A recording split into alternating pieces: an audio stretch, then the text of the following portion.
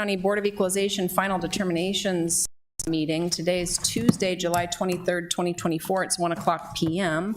Please silence all cell phones. A copy of the Nebraska Open Meetings Act is located on the north wall of the county boardroom. The beginning of each scheduled board meeting is designated for individuals to address the board on topics not otherwise listed on the agenda. So we have a public comment here in the beginning. Any person requesting to speak to the board on specific agenda items not otherwise designated as a public hearing is encouraged to notify the clerk by email prior to the scheduled meeting time. All persons wishing to speak either during open public comment or on an agenda item must sign in with the county clerk, and on the sign-in sheet, each individual should list their name, address, indicate whether or not the matter they wish to speak about is a listed agenda item, and a short description of the topic of their comments. The sign-in sheet shall be considered a part of the meeting minutes. For those of you that are here, I think the public comment part is new, a new statute, so bear with us while we work through the process there, but I know that Bonnie has all of you signed in, so I think we're set there. But if anyone is here wanting to speak just in the open public comment, please move over to the reserved area so that we're sure we catch any of you for that topic. And if there are none on that, we will move on. We have present today Commissioners Kelly, Mixon, Warren, and Burmeister, and hopefully Commissioner Klug in a minute here. Please stand for the Pledge of Allegiance. Pledge allegiance to the flag of the United States of America and to the republic for which it stands, one nation, under God, indivisible, with liberty and justice for all.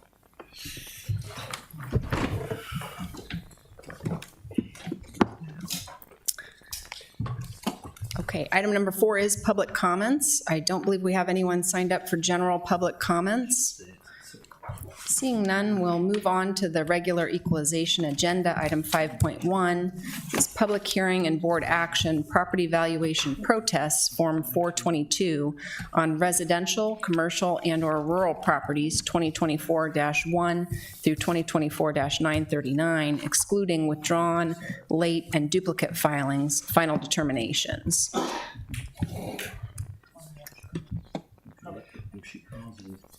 A total of 939 protests were filed with the county clerk. The recommendations of the referees have been received and reviewed by this board.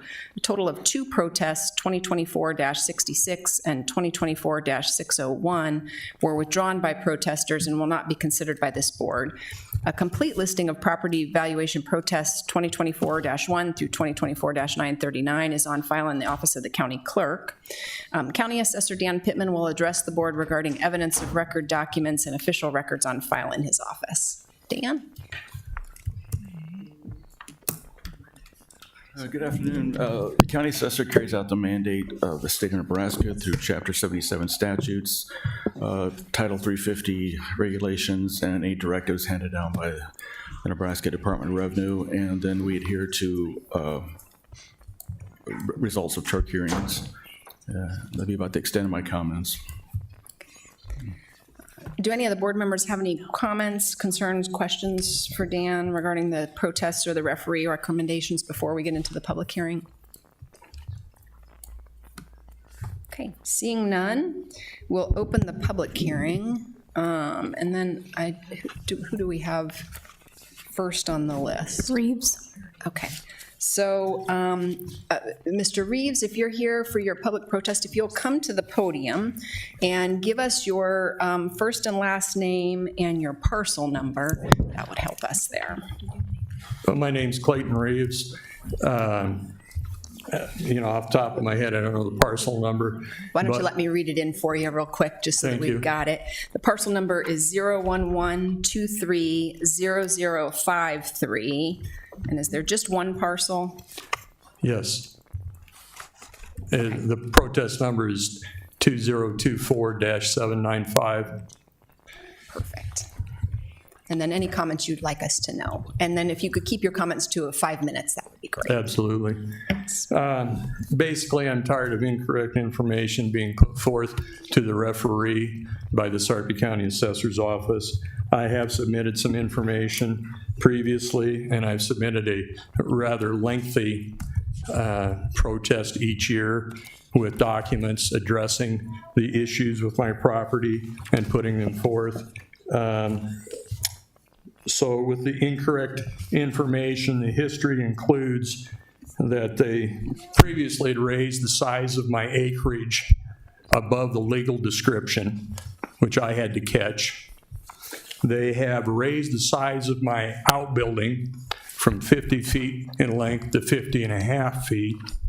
They argued with me about it. Then I made them go out and measure it with me. And I found out the way they were measuring it was they were measuring from the corner of the building out around the gutter, down to the other end of the gutter, and then to the corner. So then they agreed, yes, that was incorrect, and they moved it back to 50 feet. They've previously said they have not been in my basement. I've submitted documents and exhibits which showed their notes about being in my basement and observing stub outs and observing that there was no trim in the basement. They've continued to use a recreational finish for the basement in spite of this year's notes to the referee, which says that the basement finish is incomplete. They have observed that it's a concrete floor. Information provided by the assessor's office to me includes that a minimal finish basement can have vinyl tile as well as finished ceilings. My basement floor is concrete. They increased the quality of our house from when it was built and professionally assessed by someone qualified for a bank appraisal from average for quality and condition to average plus. This in spite of the fact they saw that the patio door in the basement had been boarded up because a pane was broken, and I didn't replace the pane because it was dry rotting. They saw the rotting windows, they saw the peeling coating on the siding, and yet that year they increased it to average plus in quality. And I've been fighting this ever since.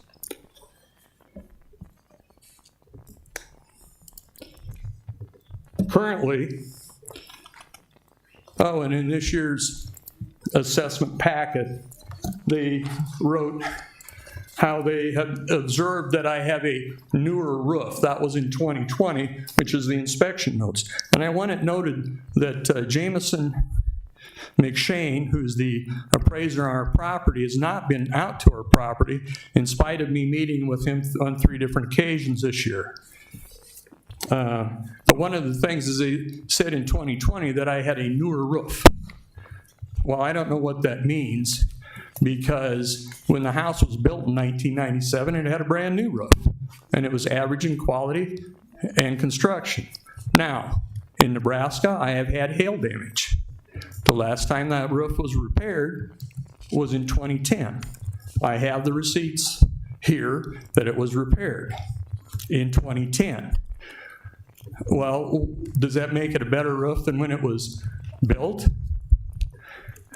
So, another thing that they've done is, so they said the basement's incomplete. They've stated in the information of the referee that my house was custom built and not a tract house.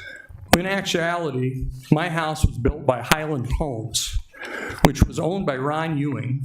It was a custom, it was a house, they built tract houses. But Ron Ewing had a more upscale building company too that built houses at the same time. That was South Fork Homes. So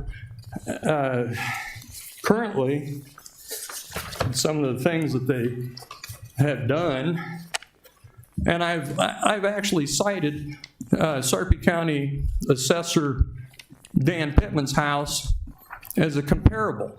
The reason I did so is because Mr. Pittman has added on to his residence with a gable roof that extends out from his pre-existing roof,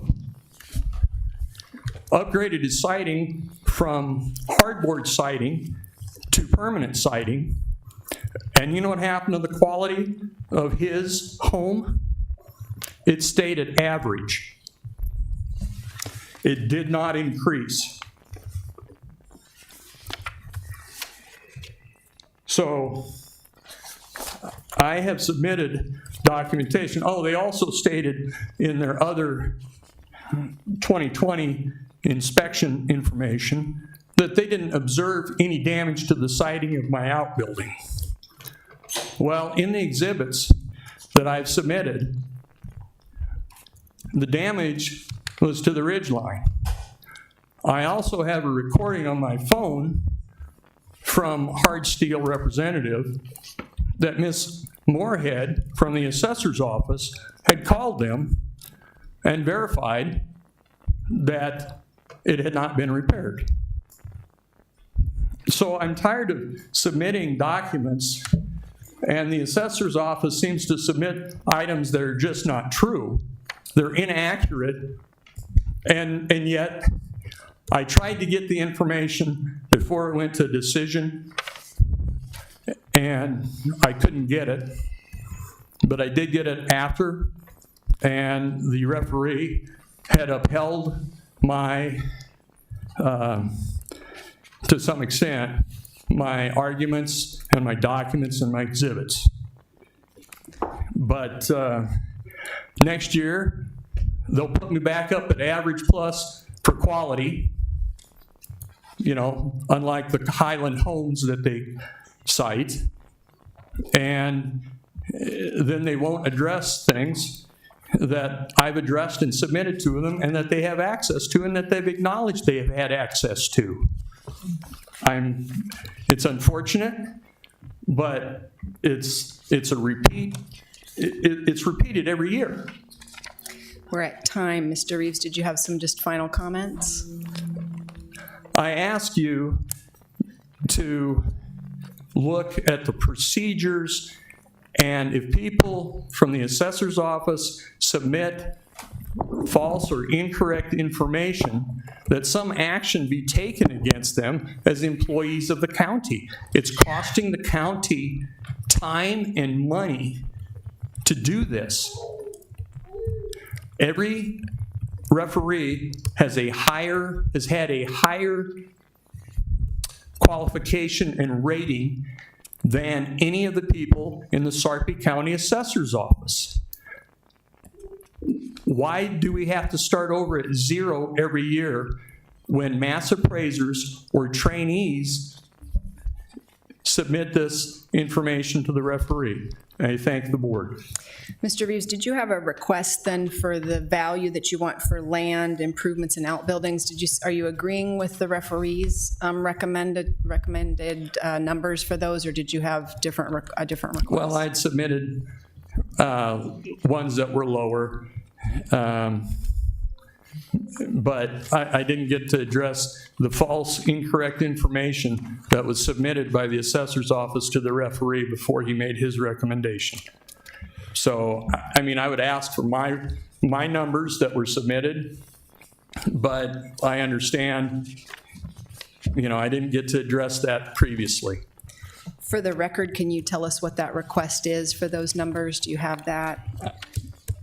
I've got a whole box back there of the information, and if you allow me to step back and grab it, I will. But if you have it on record in front of you. Well, I think we do. I think the protester has requested a valuation of $326,398. Is that correct? If you're reading it, I'm sure it is, sir. Okay, so $326,398. And then the referee, the assessor's recommendation was $459,422. The referee is saying $350,000. Are you good with that? Yes, I understand that. And there's We some need this. irrelevant comments, even in this, that I'm already receiving special ag valuation. What point is that being submitted to the referee? It has no bearing. I mean, I didn't argue that. I mean, it's irrelevant information that is submitted by the assessor's office. What we do need is the separation. I'm not seeing it here unless Commissioner Mixon, you're seeing it somewhere. We need to If have you for the hang on record. a second, I've got the box, and it's right on top. Sure, sure.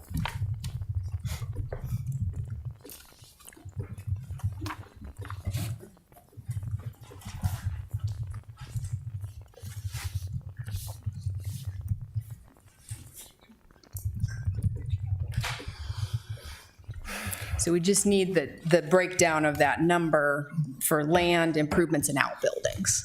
For the land, it's $94,381. For the buildings, it's $211,284. For the outbuildings, it's $20,381. And the total land and buildings would be $326,398. Perfect. Did any of the commissioners have any questions for Mr. Reeves? Do you have any pictures? Pardon me? Did you bring any pictures? I submitted pictures with my appeal, and I do have pictures where all the coating on the west side of the property, or the west side of the house, is basically peeled off. That was submitted in my protest. I do have them. No, I was just wondering. You don't have, And you don't have what I'm them here saying now. is those were submitted. Yeah. Did the referee come to your house and look at your? No, I talked to Jamison McShane about the blue card in a timely manner. I've talked to him since about I submitted another special ag valuation request, talked to him then, and I've talked to him in July, trying to get a copy of what they submitted to the appraiser, or not the appraiser, but the referee, prior to it being ruled on. And he confirmed each time that he has not been out to our property.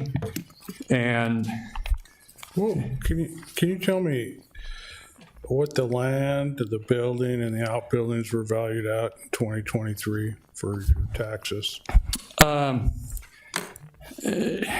according to reading the referees, I have it back there. Well, because this sheet I have only tells me what the current valuation is, what the assessors and referees' recommendations are, but Well, the referee had mentioned in his, what he wrote, that they had increased it by, I don't know, about 20, I'm ballparking here, but it was there's a lot. 25%, Yeah. I think, in that area. I mean, I can pick up the referee's stuff again. Well, wait, instead of, let's just forget the number for a second. Last year, you protested, correct? Last year, what? You protested, Yes, sir. and the referee lowered your valuation to what it is currently, right? And Correct. the Board of Equalization approved the referee's recommendation? Yes, they did. Okay, so what I want to know is what's the difference between that total and what the referee's recommending this year? What the referee, I don't know what the difference is, sir. I mean, I could grab last year's results. Well, that's what I want to know. Okay. Thanks. While Mr. Reeves is grabbing that information, just procedurally, we'll be having the public hearings and then we'll do the vote all at once. So, so at the end, when we've completed, we'll, if there are any changes to any of the properties, any of the referee's recommendations, we'll make those at the time that we make the motion on everything. The breakdown that the referee's giving is 94,154 for land. It's on the numeric page, about the fourth one from the back. It's on this sheet as well. Yeah. So it's right there. It's all summarized, but it doesn't provide last year's valuation, and Right. that's why I'm wondering what the difference is.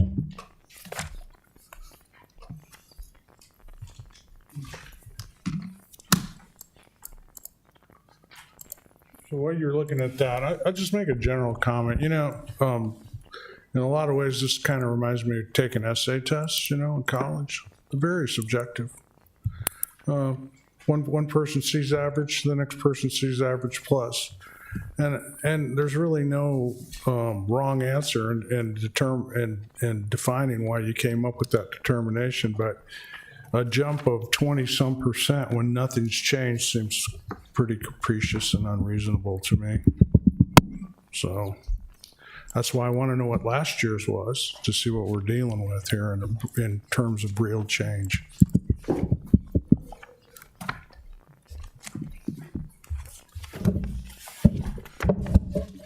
I apologize. These are the exhibits that I've submitted, just this stack.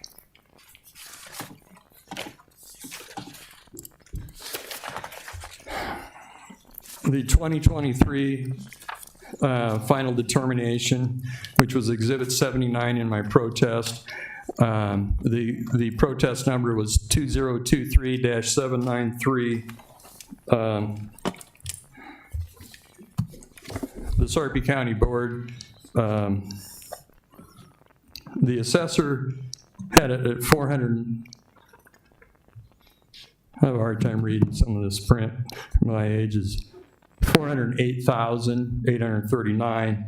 It was reduced to 365,076. There's been no improvements that have been made. And actually, some of the conditions have gotten worse with the peeling siding. So just to summarize here, last year's total valuation based on the referee's recommendation was 365,076. That's my understanding. Okay. And the And year this- before and this- that was 339,592 for reference, Don. It's on the assessor's website, so 87,926 for land, 225,16 for improvements, and 31,150 for outbuildings for a And so total what was the total again, Angie? 339,592. 339. Okay. And I believe in the referee's recommendations this year, he talks about, he had reviewed the extensive review that was done last year regarding a bunch of this matter. But at the same time, I don't know the other information that was submitted last year, such as the incorrect information regarding, they're still going with the recreational finish in the basement. And since 2020, they've discounted the I think, $3,940 repair on the outbuilding. That was another aspect of, if you don't see what they submit, you can't really address the incorrect information. And again, I would encourage each and every one of you to go out and walk around Mr. Pittman's house that's average in quality. Mr. Reeves, let's not go there. All right. I think you've given us all the information that we need, at least that I need. Does anybody else have any questions? Oh, I will say one more thing about the comparable that they submitted. That was Gary and Mary Lang's house. That was a custom-built home done by a very small builder that only does one, maybe had only done about one, maybe two a year at the most. Ours was a tract-built house by Highland Homes. And theirs was a custom house. And I'd submitted four comparables to our property. All four could be seen from my property. And now two of them have had additions put on that raised the quality of their home above average. But the other two, and they had permanent siding, and the other two are still at average in quality.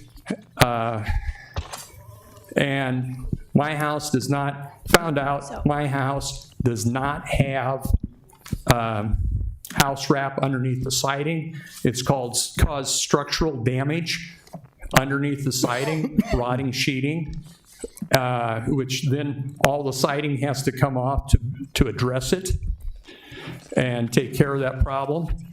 Mr. And Reeves, I think we're at time. All right. But appreciate your comments. Did commissioners have any other questions? Okay, thank you so much for coming in. And thank you. Thanks, Clayton. Thank you. Who's second on? Mr. Wilson, and he's going to take the microphone back here. Okay. You can just stay here. Okay. And if you can state your full name and your first name and last name, Mr. Wilson, and if you know your parcel number, you can state that. If not, I'll look it up here and find it. If you could look it up for me, please. It's Thomas Wilson. I had 2 parcels under protest. You might have to talk right in that microphone. Okay, my apologies. But much better, thank you. Okay, the parcel that I had 2 parcels that I protested. I'm only commenting to the board on one of those, and that's the one located at 856 Allied Road. So if you could differentiate that one and read the parcel number into record for me, that would be appreciated. Sure, the parcel number is 010-627-863. And then 5 minutes for comments, and then we'll have time for questions after. Okay, should be able to accommodate that. First, just a procedural request. I did not receive my notification of the initial hearing until probably 4 to 5 days after the hearing. So it might be helpful for people if you actually had an attachment to the email. I know there's an automatic response to my submission, and if they can include something on that that said the date and time of the hearing, that would have alleviated me showing up here. So that's just a thought. Also want to say that I worked with both Jameson and Tim. I felt they were both reasonable to work with and generally had a good experience with them. So that's. So on my parcel, my only bone of contention is it's not on the building valuation, it's on the land itself. So my property is at 856 Allied Road, which is on the south side of the railroad tracks. It used to be Sands Mobile Home Court, and it was valued as a mobile home court until really this most recent request is trying to get through some of this. Property is still being cleaned up, so I would say the condition is not to what it needs to be yet, and that needs to be considered in the value, and in my request I did. In talking with Tim and Jameson, they say they use a straightforward valuation based on the zoning. So they valued it at, I think it was roughly, I've got just under 7 acres is that parcel. They valued the first acre at about $59,000, the next 2 acres at $10,000, and then the residual acres at $7,000. And I would just, I'm not sure what comparables support that, because I don't know that you would get an acre down there for $59,000. When I look my bone of contention is the land adjacent to this property, the 6 acres that I purchased from the railroad, I bought for $5,000. That was 20 years ago, but it was still $5,000. And so when I look at 20 Club, which is directly to the west of me, when I look at Falconwood, which is to the south of me, when I look to Chorus Lab, which is immediately adjacent to me on the east side, all of them are in these, well, Falconwood is $4,000 an acre on their land. The other two are around $7,000 to $8,000. So for mine to be, the land to be assessed at almost $20,000 an acre, I feel it's unjustified, because it's being assessed based on zoning as residential land, and the zoning simply isn't suitable for that. I'm in the process even now of trying to change the zoning with the county to get something more suitable. My property was flooded out. I know the levee was built up, but even this year, due to the high water level, I had water in the basement of the house down there. So you're not going to be able to develop it for real estate. So I think without seeing something that supports that $20,000 an acre for that down there, I just don't feel it was justified. And I felt what I requested was reasonable, considering the adjacent properties to me and the cleanup work that I still have to do. That ends my comments. I'm open to any questions. And so you're protesting the land valuation only, correct? Yes, ma'am, that is correct. And what is your requested land valuation? If you could read what I put on the form, that would be appreciated. Does anybody have it? No. I'm searching for it. I'm struggling.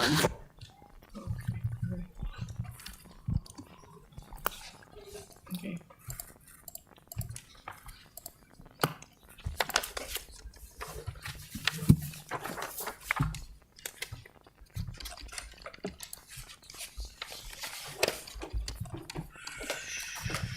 And I just go back to that number because it was mathematically based. I mean, I based it on the average acre value of all of the parcels adjacent to my parcel, in spite of the fact that that number was higher than what I paid for the property that is adjacent to me.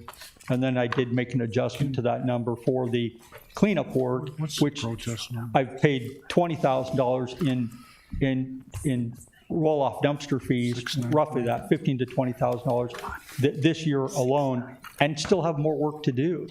So I'm paying for skid loaders, and I'm paying for dumpster fees. There's just a massive amount of cleanup work that goes along with it. The county was estimating, the county planning and zoning had someone out there, they were estimating the cleanup cost around $400,000, and I've gotten it done for a lot less than that. And so I'm not trying to say that I believe that's a valid number, because I don't. But I do still think there's some value there that would have a negative impact on the condition of the property and thus the land value. I can't get it to search.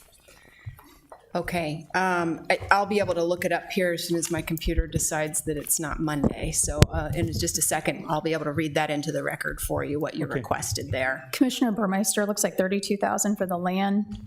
Mr. Wilson, does that sound? That sounds about right. Okay. So I think what I had a gross number that was around, I took the 7 times about 7,000, and then I deducted from that, around 15 or 16,000 for the cleanup work that I felt, well, for the cleanup work that I've done so far this year, which would have been a dilution of value at the end of the year, which is the effective date of the property's valuation. So that's what I came up with. And again, I just want to add that I still have,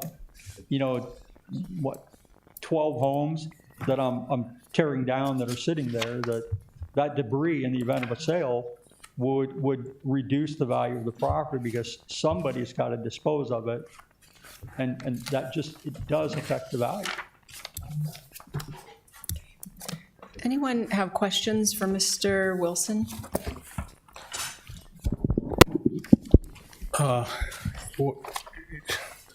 Yeah, did you say 7 acres, Mr. Wilson? Yes, sir. Just on, I think it's 6.93 acres is that parcel size. 6.93? And you paid $5,000 for it? I'm sorry, would you repeat, You paid please? $5,000 for it? I paid $5,000 for the 6 acres adjacent to me. Okay. So I have 3 parcels down there in essence, and the one parcel I paid $5,000 an acre for 6 acres. And what did you pay for the parcel that you're protesting today? It was a mobile home park then, Right? and I bought it as a mobile home park for $100,000 100,000. as an income-producing property. So, Mr. Pittman, are mobile homes considered improvements? Dan, are mobile homes considered? I can't hear, I'm sorry. Are mobile homes considered improvements on property valuation? Typically, they're improvements on leased land, so, Oh, okay. but not always. Sometimes they own the land and the improvement.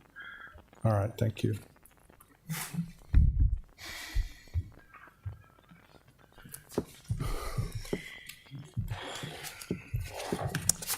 Any other questions for Mr. Wilson? Okay, thank you, Mr. Wilson. Thank you for your time.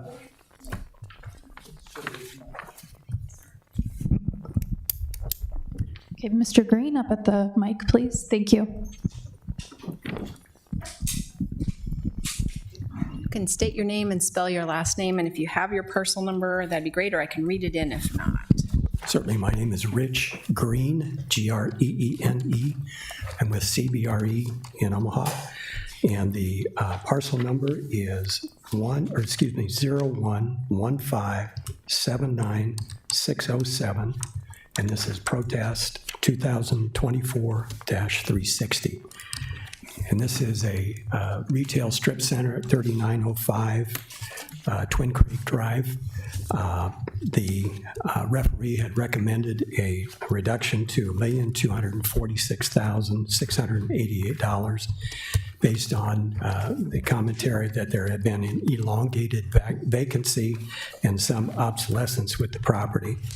The referee's comments indicated he had used a 25% vacancy rate and appeared that he had used otherwise the assessor's office income and expense information.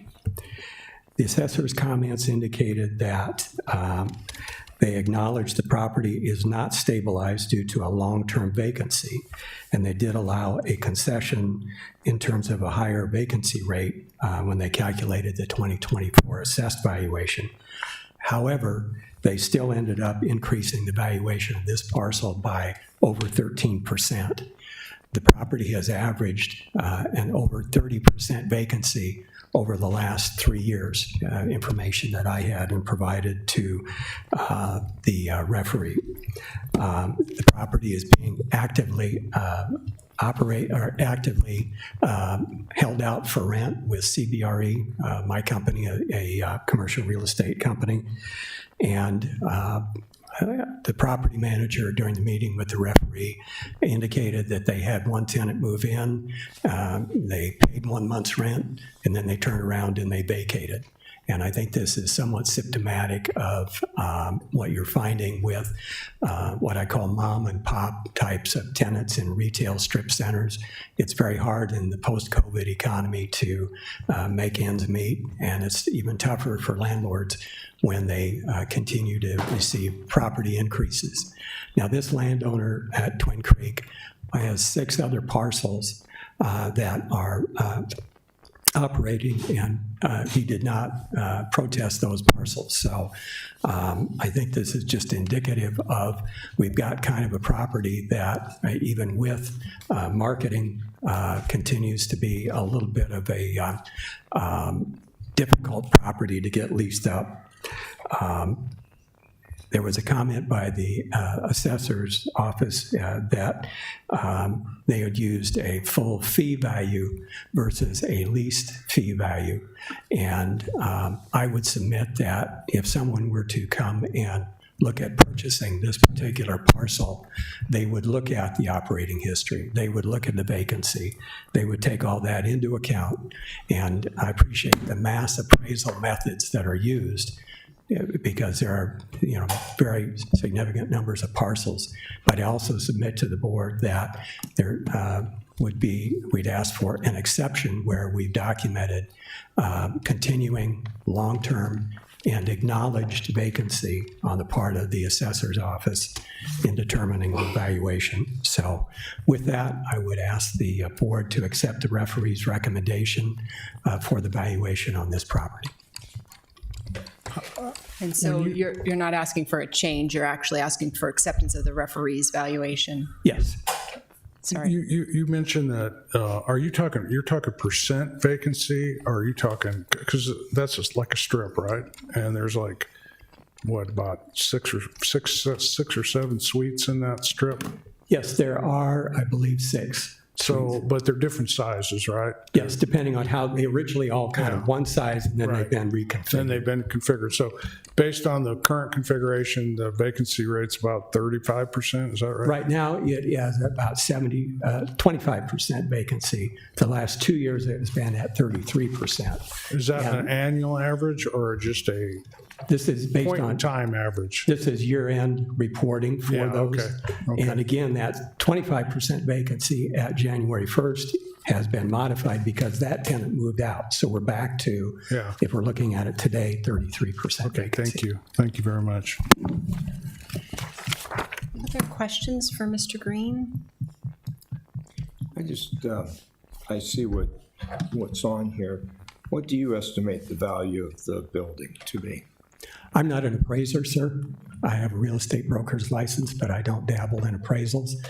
I included in my calculations a capitalized income value, and that actually was based on an owner-assumed cap rate around $900,000. So the number that the referee came up with is actually kind of somewhere in between the assessor's requested value and the amount that had been requested by the owner.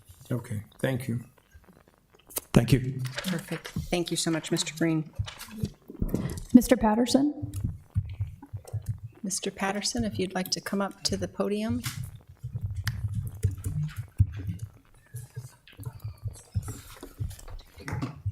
And if you can state your name and spell your last name for us, and then if you have your personal number or numbers, we'd like that too if you've got them. Trouble hearing you.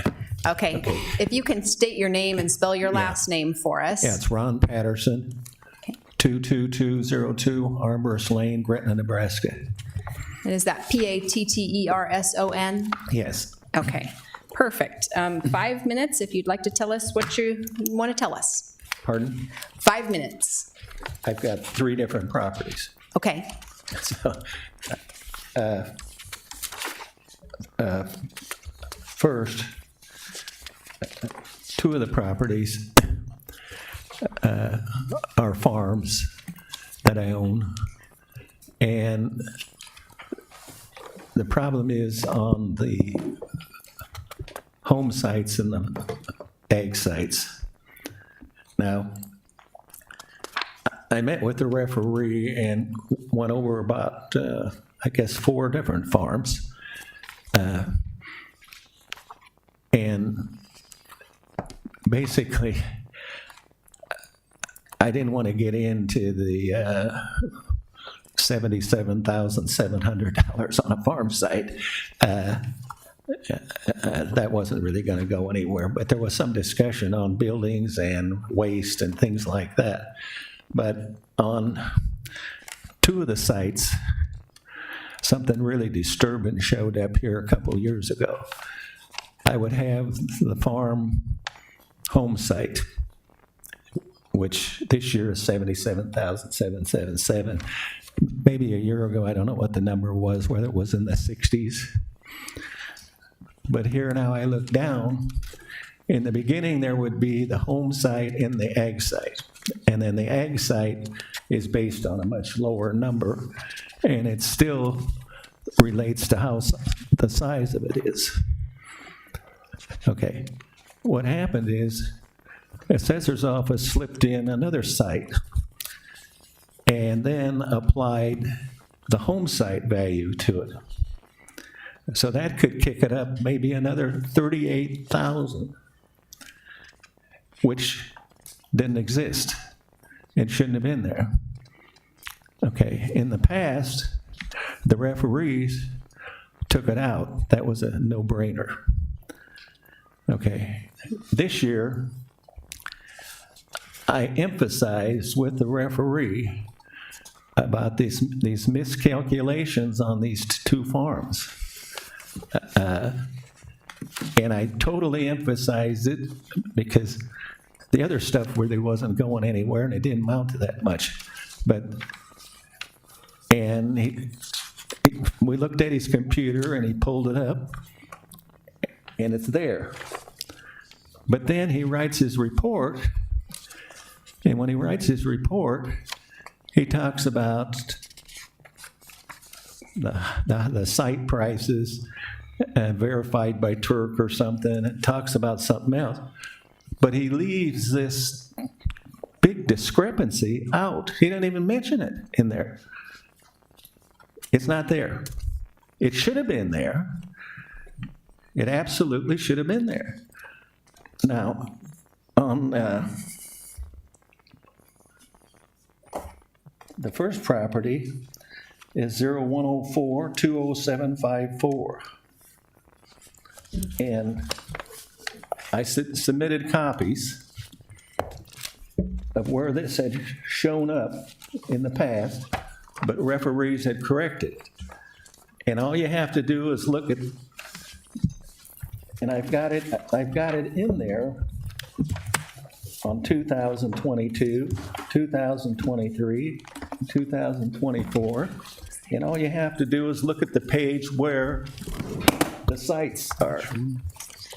Mr. Patterson, do you have the parcel number for the property you're talking about right now?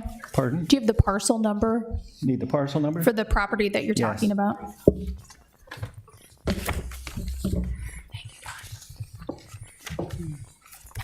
How come I can't see it here? Maybe it's because I need my glasses on.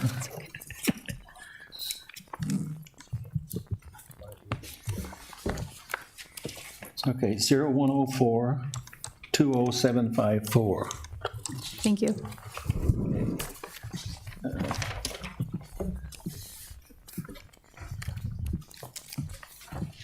Now, actually, what I got down here, 2022, there was 2 sites. Home site,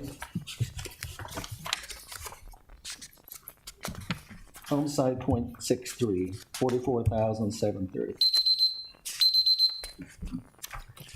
Then there's the ag site, .31, 7750. Okay. I might disagree with the numbers, but no problems. Now,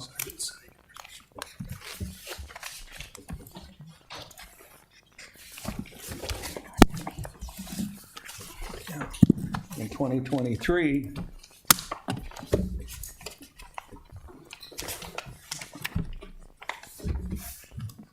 we come in with a home site, same size, 47,313. Now we drop down to the ag site, .31, 72. Both of them kind of the same, see, with 2022. But now he adds another site, .37 at 27,787. That should have never, ever been there. It kind of really scratches your head. So if I could, Ron, I was going to get back to you, but then the meeting started. I visited with the appraisers, and apparently what Mr. Pittman does is if you do what you suspected, because we talked over this weekend, if you add the .63 with the .37, that makes one full. So what he's doing is putting a home site, or an ag site down for a lesser amount to make the home site one full acre. Well, okay, I don't know what he's doing. Yeah, but I mean, that's where, What's and you were wrong right is- when you suggested that. What's wrong is the home site at .63 and the ag site at .31 is right. There is no more other land. It doesn't exist. So now you jump in and we just add .37 and throw 27,000 on it, and that is home site value. We can't create any more ground here. And if we did create more ground, you could never use the 27. See, you couldn't use that high value on an ag site. But it should have never been there. Now, last year, the referees, took that off. Now, the papers speak for themselves. It should not be there. Now, the other contention on this one, I had that trouble with my neighbor out there too. We constantly get this wasteland flipped back to timberland. And that appears in this document too. And all my wasteland, I personally, well, first, I think the board ordered Mr. Pittman out, and he came out to the farm. I put him in the pickup, and we drove all around. He'd look out the window, wasteland, wasteland, wasteland. Turk, wasteland. Now, so on this farm, some of that got flipped over.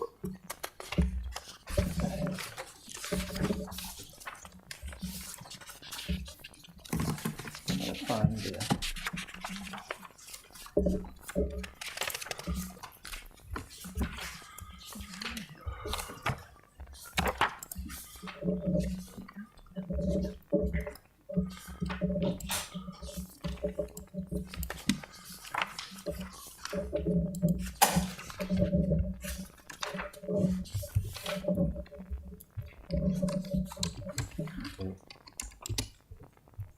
I worked up a sheet and should be part of the exhibit. To come up with, I think, it's the proper deal, getting this out of there, the .37 would have to come off, which is newly created ground. That's 28,775. Now, that's this year, what I'm talking about. Last year's done with, the referees took care of it. The waste ground, there's $12,513 he put on in value of that, so there's $41,281 too much on this property. Now, by coming in with land value at $735,000 and taking off the $41,000 some, you get about $693,739. Improvements, $86,219, and an outbid on 12 would give me a new value. It would give a new value of $781,235. Now, the only thing that got removed here is what I call, I don't want to get the adjectives in here, a mistake. I'll call it a mistake today, but it should have never been there. Okay, so Mr. Patterson, because we got to kind of keep on a time schedule, I know you've got sorry. several parcels here. So on this parcel that ends in 20754, what are you requesting be the value for the land? I apologize. I just have trouble hearing. And whoever built this place, you never want a big hole in here because the noise goes up there. Yeah, sure. So on this parcel that you're talking about now that ends in 20754, what are you requesting that the board set the land On value? this document, which you have. Can you read it to me? Can you read me the amount Oh, that you're requesting? the ending deal would be $781,235. And do you have that broken down, what you want by land, improvements and outbuildings? This is, on the land, all I'm correcting is what the mistake is, correcting the waste ground, and then adding in the home, and adding in an outbuilding. That's the end of the story. So the land, you want what value? Yeah, and that comes down to $781,235. That's all of it together, right? I think we started off at 822,523 on that property. Okay, so is that just the land, or I need to separate it out by your request for the land value, the outbuildings value, and the improvements value? Do you have that in your notes? I just gave that to you. But you gave me the total, didn't you? Is it? That's the land. Earlier, I It is gave the you- land? I'll do it Okay. again. Nope, as long as that was the land, I'm good. So 781,235 is the land? Okay. Is that what he's requesting, or is that what it is now? He's The- requesting that? All right. Starting off with the land value in the documents, at 735.027. I deducted 41,288 in that site problem, and then put the wasteland, put the timberland back to wasteland.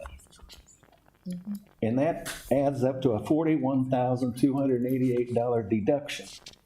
So now on land value, we have $693,739. So you're requesting $693,739 for land value. That's your request, right? Yeah, the requested new land value would be $693,739. Okay, how about for And when you get outbuildings? the improvements on there, $86,219 and an outbuilding at $1,277. Now we're up to $781,235. Okay, let's go on to your other protest. So you've got 3 properties total, so what's the next one? And are they all on the same basis? Are you protesting for the same reasons?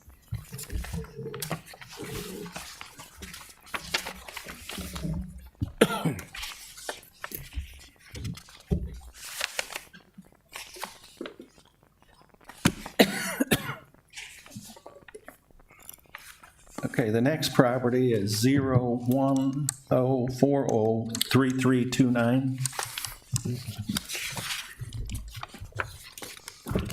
And is your protest on that property for the same reasons that you're protesting the other one? Pardon? Is the reason that you're protesting it the same reason? Let me see. Yes, this property could go back another year. One year, they slipped in an extra 38,301 on an ag site that doesn't exist. And then the next year, slipped in 39,663. It doesn't exist.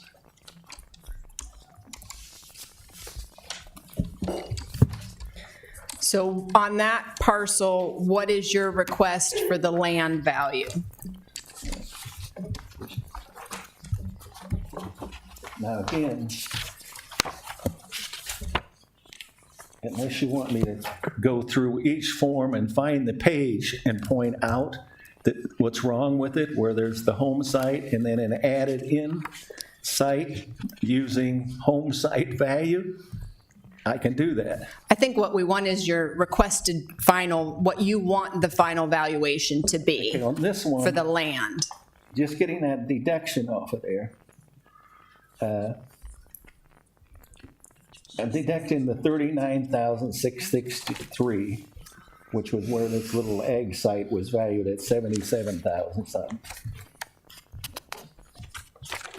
And that's gonna drop it down to 100,872 on land. 100,872? Yes.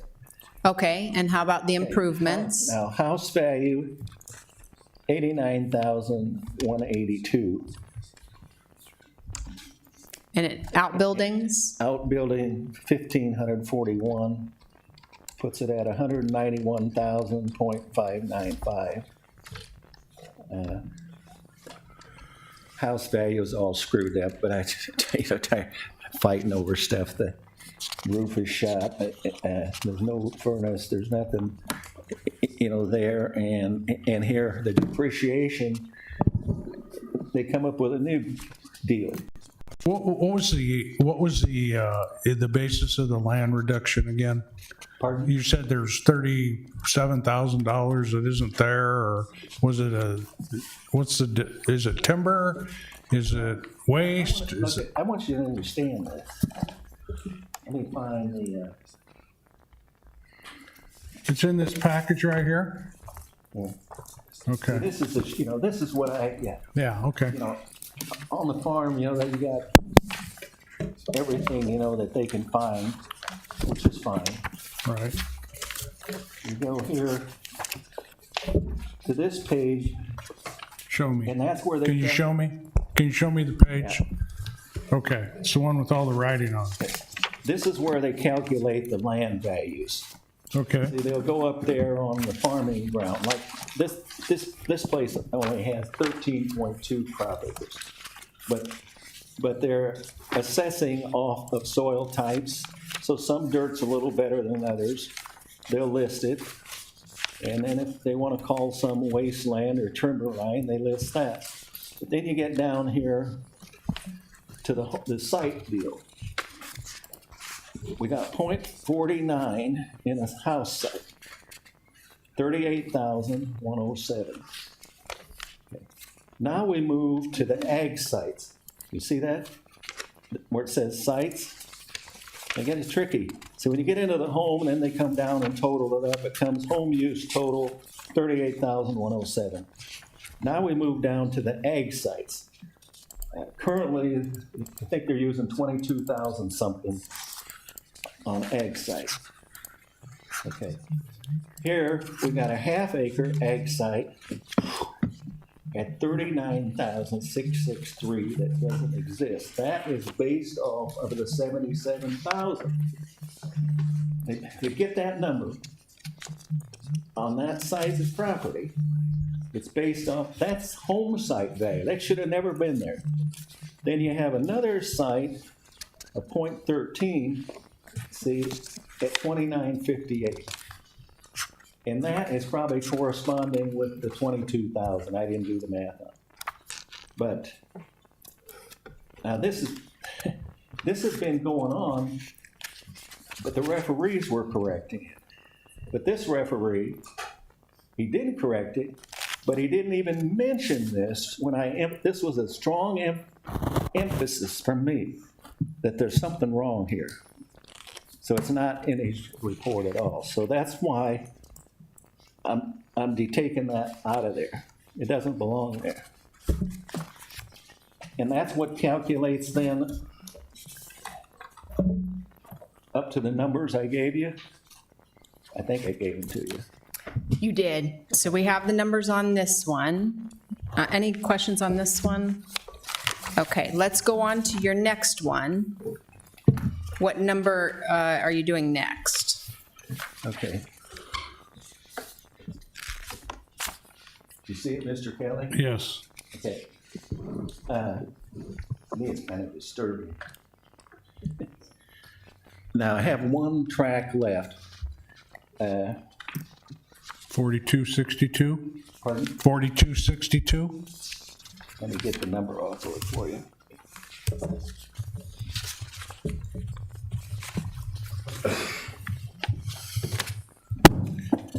Yeah, 011 58 4262. Okay, it's 6.41 acres of property. Jim's familiar with the property. When you turn down Armbrust Lane and hit the bridge on the left side, now when you hit the bridge, I want to emphasize, this is a hell of a big creek. The other night, it went out of the banks with the 8-inch rain. It must have been 10, 12 feet deep. Okay, this ditch traverses the entire length of this property, a quarter of a mile, zigzagging through it. And you can look at it off the map. Okay. It super qualifies to be wasteland. That's all it is.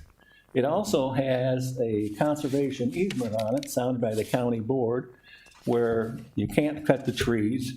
The trees are there to hold the dirt together on that creek. And the NRD wants it done that way, and that's why I donated it, to protect it.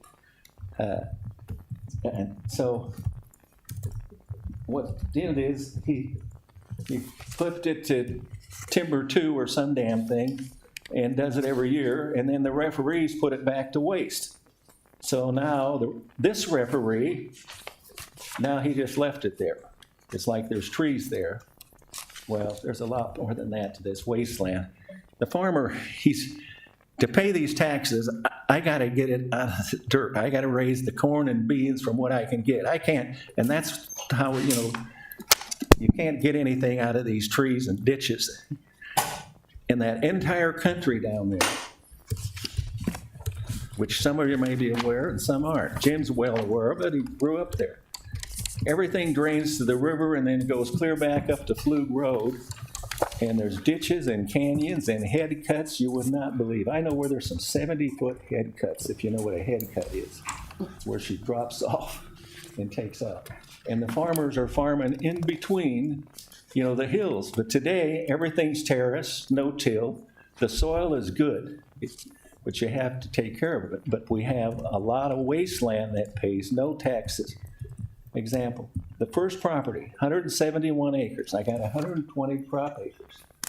They got in taxes $16,000. Hell, that's more than the cash rent. It's just crazy. But I got, there's a house in there, 80,000. But it's still, it hurts. If I had 160 crop acres, it'd help. Now I got 120 on the 160, and boy, You want 962, right? You want 962 for the valuation of the land? Yes. Okay. I want it back to what they say is wasteland, $150 an acre, put it back. So can we get those, do you have it in front of you, Don? We need the breakdown of the land improvements and. It's just the land. He wants 962, and I don't think that there's any improvements or outbuildings on this property. No, it's just land. So 962 is the request for the land? Pardon? 962? Yes, 962. Perfect. Okay, perfect. Any other questions for Mr. Patterson?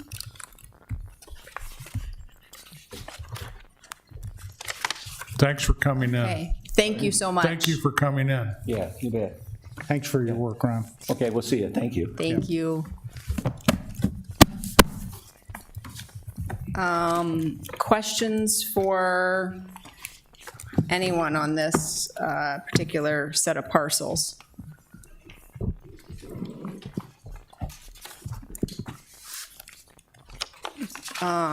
Either Dan or the referee. There's one more. There's, oh, on this one. I'm sorry. Yeah, it's okay. I'm not following on the inclusion of the piece that Mr. Patterson's talking about. Are either of you following what that is? Am I the only one? That's just a bare piece of ground, the one that Don just gave the number on. The argument that pieces are included that shouldn't be included that Mr. Patterson is making. Yeah, I'll tell it from my standpoint, and then you can explain from here.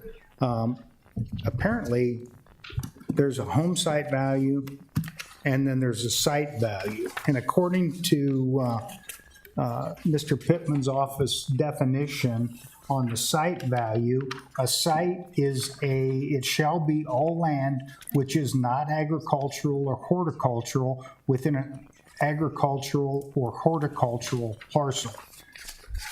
And what he does, what it appears the assessor does there is he has the home site in Mr. Patterson's case at 0.63 of an acre, and he wants those to equal 1 full acre. So under the home site, it's at $77,770. Under additional acre sites, it should be valued at $22,750. But instead, under the same section which shows site, there's an additional site to make up the 1 full acre for however much ground it takes, and then that's prorated out at the 770 number, or 7770 number versus the 28. And I've spent a lot of time visiting with Ron this last week, and as well as some others, and their point is, so that it shows like there's 2 home sites, only it's listed as a site, which would be apparently, according to the definition, doesn't sound like a home site. And that's their, they just want to know where the ground is. It doesn't appear on the maps, so.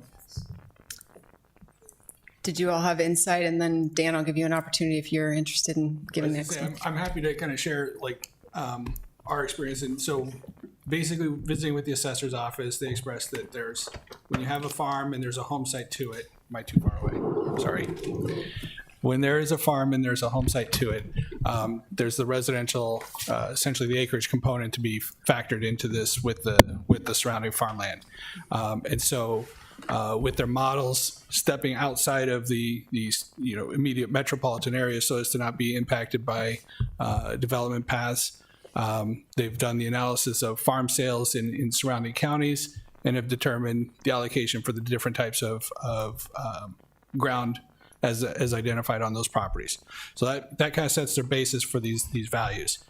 Then when they come to apply it with these properties in Sarpy County, basically it's kind of the concept of diminishing returns. The first acre is most valuable, it diminishes thereafter, but for the valuation software, they can't put in formulas. They have to put in, fixed amounts for the tier. So essentially they've established that the first acre is the most valuable. And they submitted a couple Turk cases that they had worked through where Turk had upheld that concept and affirmed that analysis. Then they kind of say, okay, the first acre is the predominant, that's where the house is, it's kind of the best. It diminishes a little bit after that for like 2 to 5, and then thereafter is a kind of a flat figure. And so that's where the first acre that you're talking about does come to be, that if they identify that the first acre is split a little bit between literally the area, like the landscaping around the house and the drives and such for the house, and then maybe there's like a garden area or such outside, or grain buildings and such that aren't actually cropland, but are still part of the site. That's where you start seeing that split. And so, like Commissioner Warren said, you do have that 1 acre and it adds up, and then there's a second line in that particular record where there's another site, and the basis of valuation for that one is a different figure because it's terracing down into those different levels of the valuation model. But the assumption is there's always 1 acre that goes with a house. Let's see, how do I phrase this? If you think of it as a home site, it gets a little bit harder. If you think of it as acre 1, acres 2 through 5, it conceptually makes more sense. Because the home site is a little harder to see, because you look at the house and it's like, well, it's 2,000 square feet. Why are we giving it a half acre or, whatever? But it's the concept that, nobody's going to have a rural residential site that's only 5,000 square feet. It just wouldn't work. You have to have a certain amount of size to be even viable for a residential acreage. So is it the referee coordinator's opinion that that's the sound way to value it here? Yeah, so in short, it's been consistent, and it was tested at Turk, and it's intuitively and by valuation theory there is diminishing returns, so it does kind of hold some water there, and I think at this point that's the fairest representation for how farm sites with homes present on there have been evaluated. Anyone have questions for the To me, referee it's coordinator? just confusing, and I've seen it, it's been explained to me, and I don't understand why it's listed as a separate site. I'd love to take you out to Ron and Carol's house sometime. Go find that 0.3 of an acre. I mean, it's Right. I don't their disagree house and all timber. there is some confusion. I had several conversations with the assessor's office to work through. Okay, tell me how you all worked this up. Where's your basis for this? How did you get the data to support this? How do you know that this is acceptable beyond this room? How is this going to hold up at Turk? And visiting with them, we have couple Turk cases that address this, and basically I started with a piece of paper and I started putting my notes together to kind of explain the concept of how these come together, so that there would, as we address them, there would be a consistency among all the parcels. Any other questions for the referee coordinator before I ask the assessor's office if they want to weigh in? Okay, Dan, did you or anyone from your office? Jackie? Good afternoon. Do I have access to the GIS ag layer here on this computer?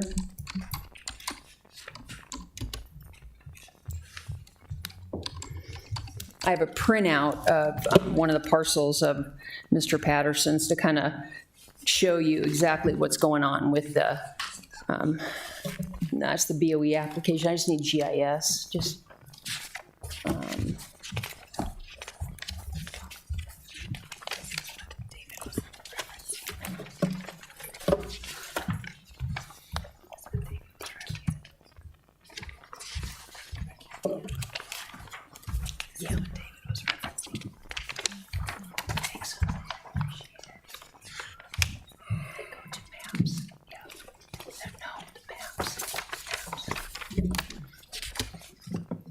Excellent, down to Sims. I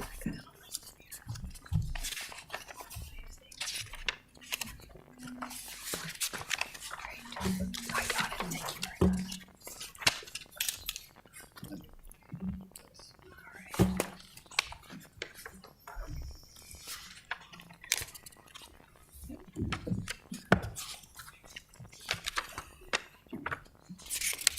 I'm hoping I get this parcel number right, because I don't.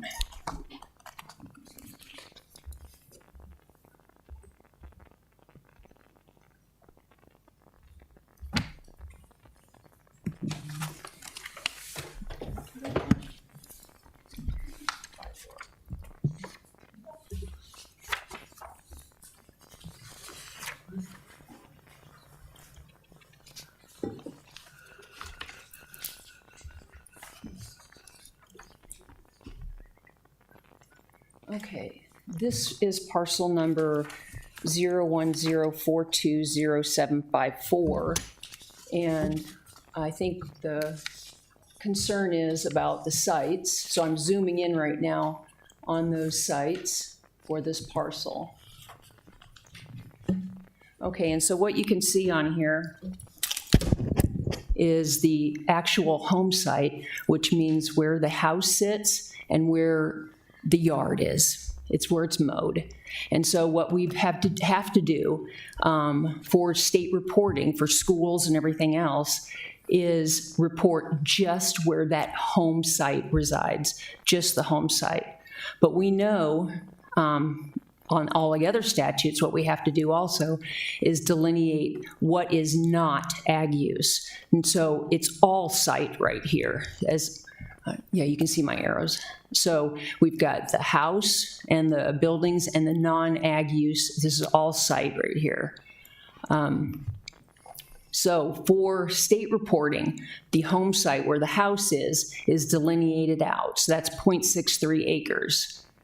But we know that using our model, our rural residential model and our agricultural farm model, that we are using 1 acre to determine the first site, and then that proceeds down to the next 4 acres being valued at the next level of site value, and then after that, residual if their site area is larger than 5 acres. So that's what you're seeing here. And then if you look at the ag land inventory sheet on the parcel, which we go to the...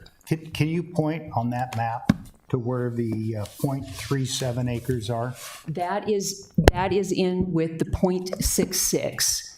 But it's not indistinguishable, but it's 3.7 of that 0.66 is valued at the same price that the home site is. Right. What you're seeing, the aerial layer does not coincide with what the values are. The actual ag land inventory is with the parcel. So this is just giving you a figure representation of where the actual house is along with its mowed areas for state purposes, state reporting purposes. What is delineating out, if you add both of these areas up, is the 1.29 acres, which is all dedicated to site. That first acre is dedicated using our ag land model at the 77,000. So we're taking from that 0.66, we're taking 3,700, 7 acre, to match up with that first acre. And then the remaining is going into the secondary acres. So it's all delineated out on the ag land inventory of the property record card and on the website. It does appear confusing, but we have to do that for state reporting for the schools. And because you have to come to a 1 acre parcel. Our model uses a 1 acre parcel. Why couldn't it be extrapolated to a half an acre? Because our model currently uses the 1 acre model. So why couldn't it just be figure the 0.63, take that times the 77,770, and that's what you have on your thing for 48,995, and then just make the remainder of the site as farm site. Our model works best using the full acre and then the secondary acres as established and then residual acres. That's how it works best for statistical purposes for our model. It doesn't work. We can't say, okay, we can go 0.55 or 0.44 or that. Our model is not being upheld by that. Our model is being upheld with a certain standard of 1 acre here, 4 acres dedicated to this, and the residual after that. That's how our model is built. So just a quick question. If you had a home and in that home acres that were mowed, would you use 2 acres or 1 acre? Okay, so we have those kinds of scenarios where we have three houses. If I'm they're talking one house. Yeah. I'm just talking a bigger plot of ground now. You said the state says you have to look at what's mowed. Okay, if they have a house and it sits on 2 acres and it's all mowed, what are you using? We're using the all mode area for the state reporting. You're using 2 acres. Yeah, but it's not, but it wouldn't be used that way in our model. Our model is still going to back it down to the first acres valued at 77,000, unless there was 2 houses on that particular parcel, or, and each had their own septic, perhaps shared electric. Forget that there's more than 1 house. All right. I'm just asking 1 house, 2 acres. Right. The state says that. Yeah. Oh, Tim, go ahead. I'm just trying to understand. No, that's fine. Tim's got a number. Tim Eder with the Assessor's Office. With your example there, if you looked at our property record card under the ag land inventory, you would see 2 home sites listed. The first home site would be 1 acre. That would be valued with the 77.7, and then the second entry would also say home, and it would be 1 acre, and that would be valued with the 22,000 figure. Okay, so But it shows up under the site portion, not under the home site portion. Yeah, because when we're valuing the property with the model, we're valuing the whole property with the model. Because some of the ground is considered agriculture, horticultural land, we now have to take the segments that are the agricultural land and show what the agricultural assessment is on those acres. And then so the remainder, the non-agricultural land, you're seeing the segmented aspects of it, because of that. Okay, now I'm just going to change the scenario a little bit. I'm following you now. But, so that 2 acre site, and I know you're going to tell me the 1 acre is the 77, okay? I got 2 acres, and now of that other acre, only a half acre is mowed. And then they have a shelter belt around it to protect it. How is the shelter belt classified? It's not mowed. I think shelter belts themselves are considered part of the non-agricultural ground, versus typical timber. So you would see there would be 3 entries then, 1 entry for the 1 acre home, and then another half acre at the 22, and then there'll be a site for the other half acre at 22. And so that shelter belt, is that at a lower rate? It would be the same rate as the second. At 22? Yeah. Okay. All right. Yeah, and again, I understand probably too well the appraisal side of it. I just don't understand why we have to have 1 acre. You've created your model, and your model says 1 acre is worth $77,770. And now then, you have to go out and find land to make that 1 acre when it doesn't exist. So you take farm site ground by what shows here on the map. You take farm site ground and say, well, this much of that farm site ground is actually worth $77,770. This portion of it's worth $22,000 and change, because we have to do that for our model. And to me, I understand the model. I don't understand why you have to say every farm has to have 1 acre. Has to. And so we're going to go out in the middle of a field and make 1 acre, or in this case, in the middle of a forest and make 1 acre for that home site. Makes no sense to me. And the biggest problem is when we look at financially the difference it makes, it's not that big of a deal. And yet it's confusing. I mean, let anybody in the room that doesn't know what you're doing, it sure looks like there's 0.68 of farm site. But oh no, that's not right. There's really 3.1 of that 0.68 is actually home site, although it's listed as site on your map. And site means not home site. Right. Well, you're conflating the frame home site with our primary acre value of the model. Oh, exactly. Which one is the truth, though? Because the home site on our delineation. And who defines the home site? Did the county define those red lines that are the home site? That is correct. And home site has to equal 1 acre. But it's not 1 acre. So which one is the truth? Okay. So when we look at the uses on the parcel, we delineate out the separate uses that we see on the parcel. When we come back, the non-agricultural ground gets the assessed, or the current model applied to it. I understand why you're doing it. It just doesn't.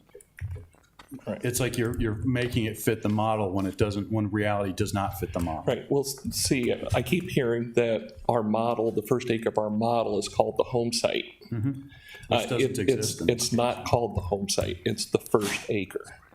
That's typically where homes are built, but it is not the home site. Homestead, home site, according to your operating procedure, shall mean home or homes and adjoining land occupied by the family or families. Right, that's a homestead, which is different from a home site. A homestead could have one or more home sites within it. So do you have a definition for home site? I don't see one on your,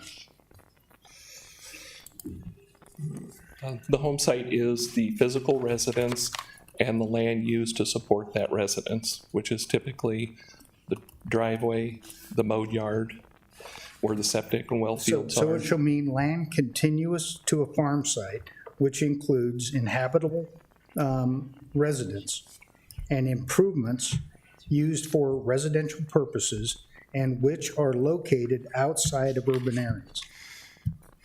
So to me, arbitrarily, just looking at the map that's up here, 0.63 acres stretches the ground that's used for this parcel as a home site. And yet we stretch it by going into an area which is now more farm ground type area because it has to equal the 1 acre. That's why I said I'm not going to argue it because it doesn't make sense. I think to someone that would look at it logically, it doesn't make sense. But and for sure, to a taxpayer who reads these things, I don't know how they understand that. It is confusing. I've been doing this long enough where I sat through a lot of the hearings for legislation because they've changed Greenbelt so much. And what it boiled down to is if they said, here's a picture of an 80. And look at this, and assessor look at that 80 and determine what's ag use. They determine what's ag use. Now take a black marker and mark all that out because that's valued another way because it's ag. The part that's not ag use, you got to come up with some method to value the non-ag land that's out in the rural areas. So we built a model, and that model's based on a first acre, a second acre, third acre, a fifth acre, all the way up. And the contributory value of the first acre is much greater than the rest. So when I look at that piece of land, you don't need to draw a picture of the house for me or a silo or anything. All I know is that is non-ag, and if it's 2 acres, I'm going to apply the first acre value and the second acre value. The only time I'm interested if there's a house there or anything is what Jackie said, is reporting to the state where the home is for school purposes. So if it helps explain it a little bit, you just take that, everything is ag, push it off to the side, forget it. Now look at that part that's not ag and build a model to value what is non-ag. So I don't know if that And helps. that model is always 1 acre, correct? Yes, the way Sarpy County lays out that model, it puts the greatest weight on the first acre. If we could take it down further, we would, but statistically, it just really got wobbly after you got below 1 acre. So just clarify one other thing for me. There's 93 counties in Nebraska, and do they all do it like Sarpy County's doing it? That's a good question. We have these conversations when assessors get together, and everybody is dead set that they're doing it the right way, whichever way they do it. And at the end of the day, you go, well, what passes muster with the Department of Revenue? And every time you got challenged at the higher level, at the Tax Equalization Review Commission, What do they accept for an argument, and what do they not accept? And that tells us what's workable and what's not. There'll be some counties that'll say, look, first of all, everybody puts more weight on the first acre. Right. It's just how they do it. Some guys say, look, we think that first acre is $40,000, and then we came up with $10,000 for well, septic, and electric. We tack that onto it, that's the first acre. Well, that's one way of doing it. Not my favorite way, but I'm not the assessor of that county. And if you go off the next county, Lancaster had a really interesting one. I couldn't follow it. But and I've been doing it for a long time. I don't know if they do that now because they have a new administration there. But if you go to every county, they put more weight on that first acre, and they come up with their methodology of how they get that first acre value and build their models. So when it makes sense, to have the state give that definition for equalization, because I don't see the equalization that I always hear about. You're telling me there are 93 counties and they all do it different. Yeah. Okay, so how are we trying to get, I know you're trying to do it within Sarpy County, but we always are going by state statute. And I heard the thing about, well, the state just wants to know where the house is and the mow and all of that. And so what if somebody said that for everything in this classification, we just take a half acre, apply your model accordingly for a half acre, then it's equalized across the state of Nebraska?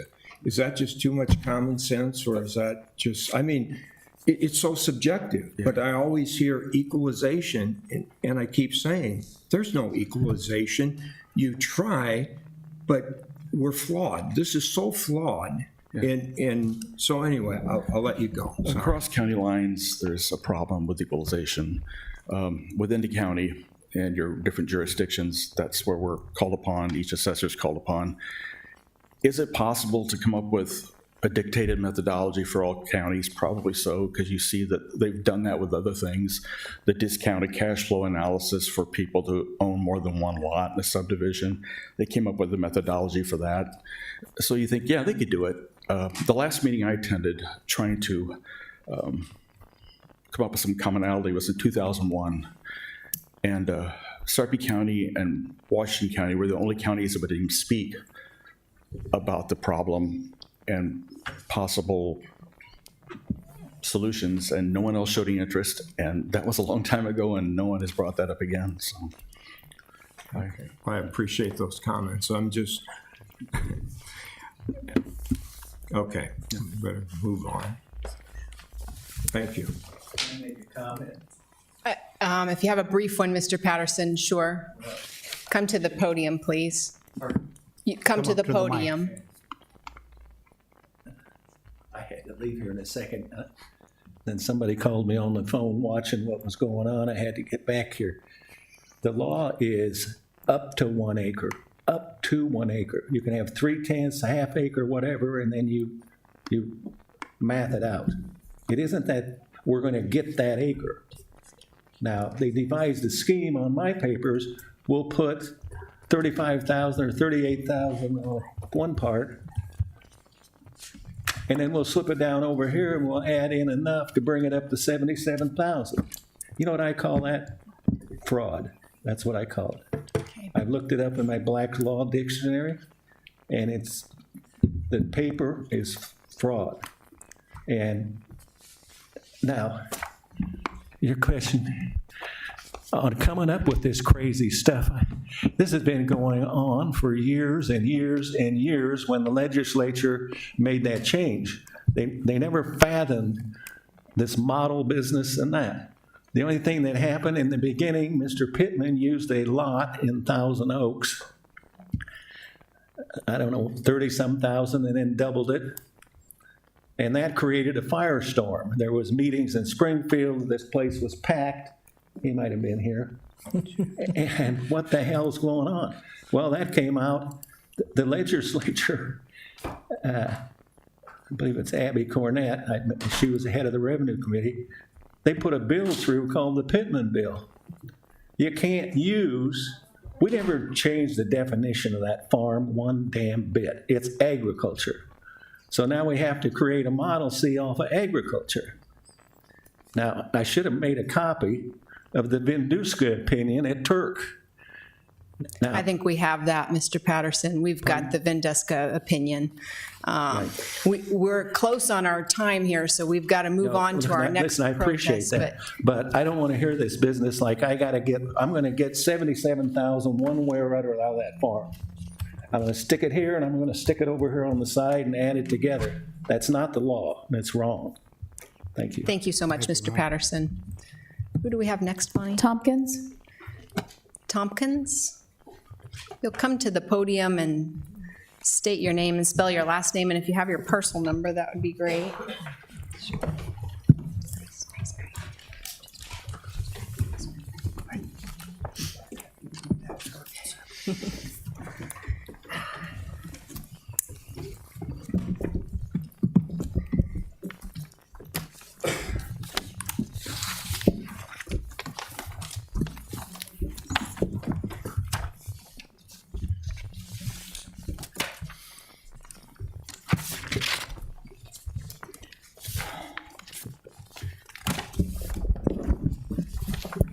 Okay, Benjamin Tompkins.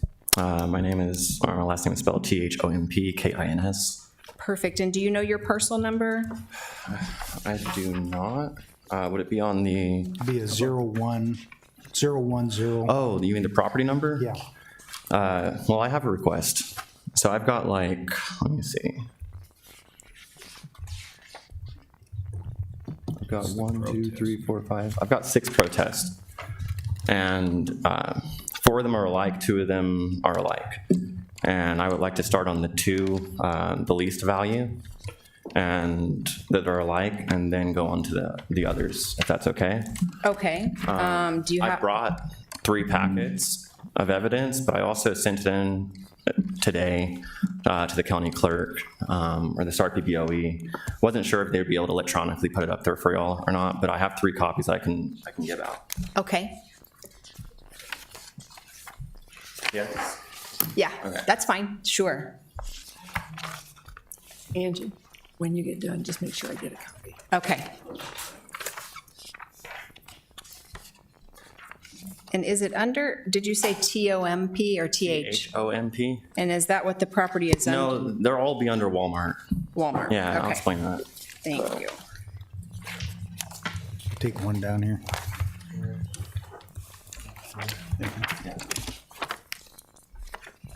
Can you share with Gary?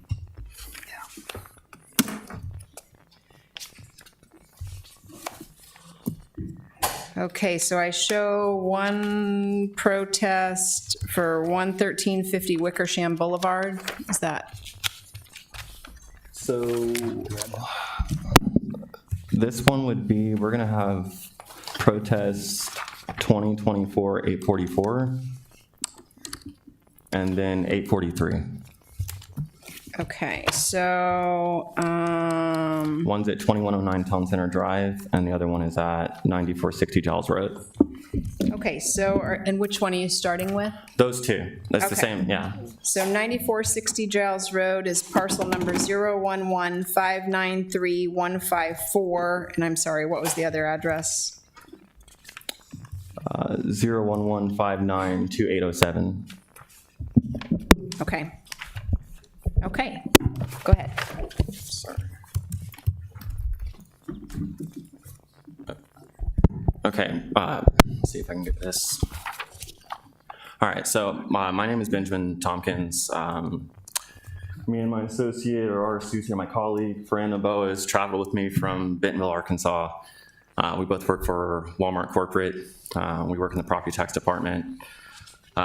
Nebraska is one of the 10 states that I look over and supervise for property tax purposes. And really, we've just come here because we want to see it out in person and advocate for where we think that the value should be for our property. And this one's pretty simple, but these stores are, there's not a lease in place on these stores. We're looking at it from like a fee simple approach evaluation.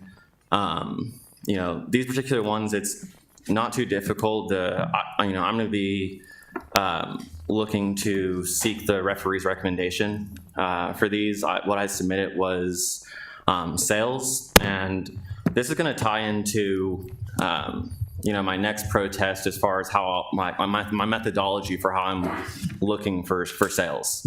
One of the things is I'm trying to be looking for sales that are going to be like our properties. So it means I'm looking for ones that don't have a lease in place, because a lease is going to be a significant difference in what a property is going to sell for. One, because, number one reason is you're buying an income stream. You're not just buying the sticks and the bricks, you're not just buying the building. So, with that being the case, I wanted to look at MSAs in the Midwest. I wanted to make sure that I expanded my search enough to be able to find things that were alike, to figure out where my ranges were, and to get enough comparables. And I can say off firsthand, I wasn't sworn in. I'm assuming that I'm sworn in. I'm trying to speak the truth up here. But I've gotten several appraisals across the country in some of the states on this. These are neighborhood markets, so they're about, on average, 39,000 to 42,000 square feet. Typically that's where they sit in as far as size. And they're supermarkets. That's what they are. So as far as the MSAs, in my search, and I'll explain that, I included a survey from CoStar. It goes over all of the criteria that I set in for finding these sales. Those property sizes up to 100,000 square feet. You typically won't find a supermarket that's bigger than that. And really, generally you won't find any that are too much bigger than 60,000 square feet across the country. But there were 6 comparables, and what I was looking for is, one, I wanted to make sure they weren't selling with a lease in place, which might be vacant when they sell. And I wanted to make sure they were arm's length transactions. I wanted to make sure that they were not multi-property sales or bulk portfolio sales. And then I also wanted to make sure there's no detrimental conditions for the sale, so that there wasn't an auction or anything like that happened with the sale. So because I want to have good sales. With that being the case, there are 6 comparables that I found. The low was 35.90. The high was 113.39. From my experience, our appraisals, our fee simple reports, our fee simple appraisals that we've paid for, in my experience across the country in the states that I've worked in, they come in usually around $4 million for our neighborhood markets when you're looking at the fee simple value of the stores. Which, when I saw the referee's recommendation, I was pretty happy to see that he recommended around the $4 million for both these stores. So there really isn't a whole lot for me to stand up here and argue about. The referee's given me a value that I think is reasonable and supported by reports that I've gotten across the country in the states that I manage. There was one sale that I used that I kind of wanted to point into, because it's also going to be, even though I set this certain survey to look at retail up to a certain amount of square feet, but only supermarkets. That's what I set this one for. And the reason I did that is because there's going to be a cost difference in the construction, typically from what a supermarket construction cost is to what a discount warehouse or something's construction cost is. However, one of these sales is going to come up on my survey when we're looking at the big box stores. And I think that that's interesting. Why? Because it is a supermarket store, and it's the one that's sold in Omaha, Nebraska. If I was looking at this, it was a fee simple sale. I called the broker a couple weeks ago, one of the brokers that worked on the transaction, to verify the facts of the sale, to make sure there's an arm's length transaction. Also to, I also did that because I wanted to make sure, I wanted to see if the use changed on the property. The use, it's sold from a supermarket, and it's still a supermarket. The next tenant is also going to be operating as a supermarket. That sale, if I was going to adjust it, I'd be adjusting it up, because the economies of scale. Because our neighborhood markets are so much smaller, they're typically going to sell for more, right? So if this one's 80,000 square feet, our neighborhood market's around 40,000 square feet. If I was going to adjust that sale, I'd be adjusting it up. And I think that that's kind of like a healthy representation. It only gives really more support to where I feel like our value should be. If we were going to give a 20% adjustment to it, it'd be around $86 if we were reconciling it between where our appraisals typically come in and where the sale came in. But I'm comfortable going with, I will put on record what I'm requesting is the reconciled number of For the first property at 9460 Giles Road, it was $3,623,220, and that's $88 per square foot. So about $20 higher than that supermarket sale that we had in Omaha. And then the other one at 2109 Town Center Drive, $3,610,860, which is the $87.62. However, I'm fine. I'm not here looking for the bottom last dollar. Those numbers came in where I think is reasonable and what I've seen across the country. So I'm really just asking for the referee's recommendation on these. $3,955,000 for 9460 Giles Road, $3,925,000 for 2109 Town Center Drive. Okay. Any questions on those? Okay, let's move on to your other ones.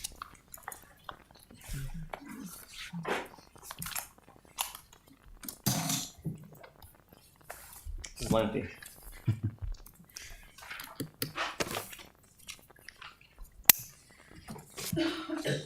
Should be able to explain it to you and walk through as I have it.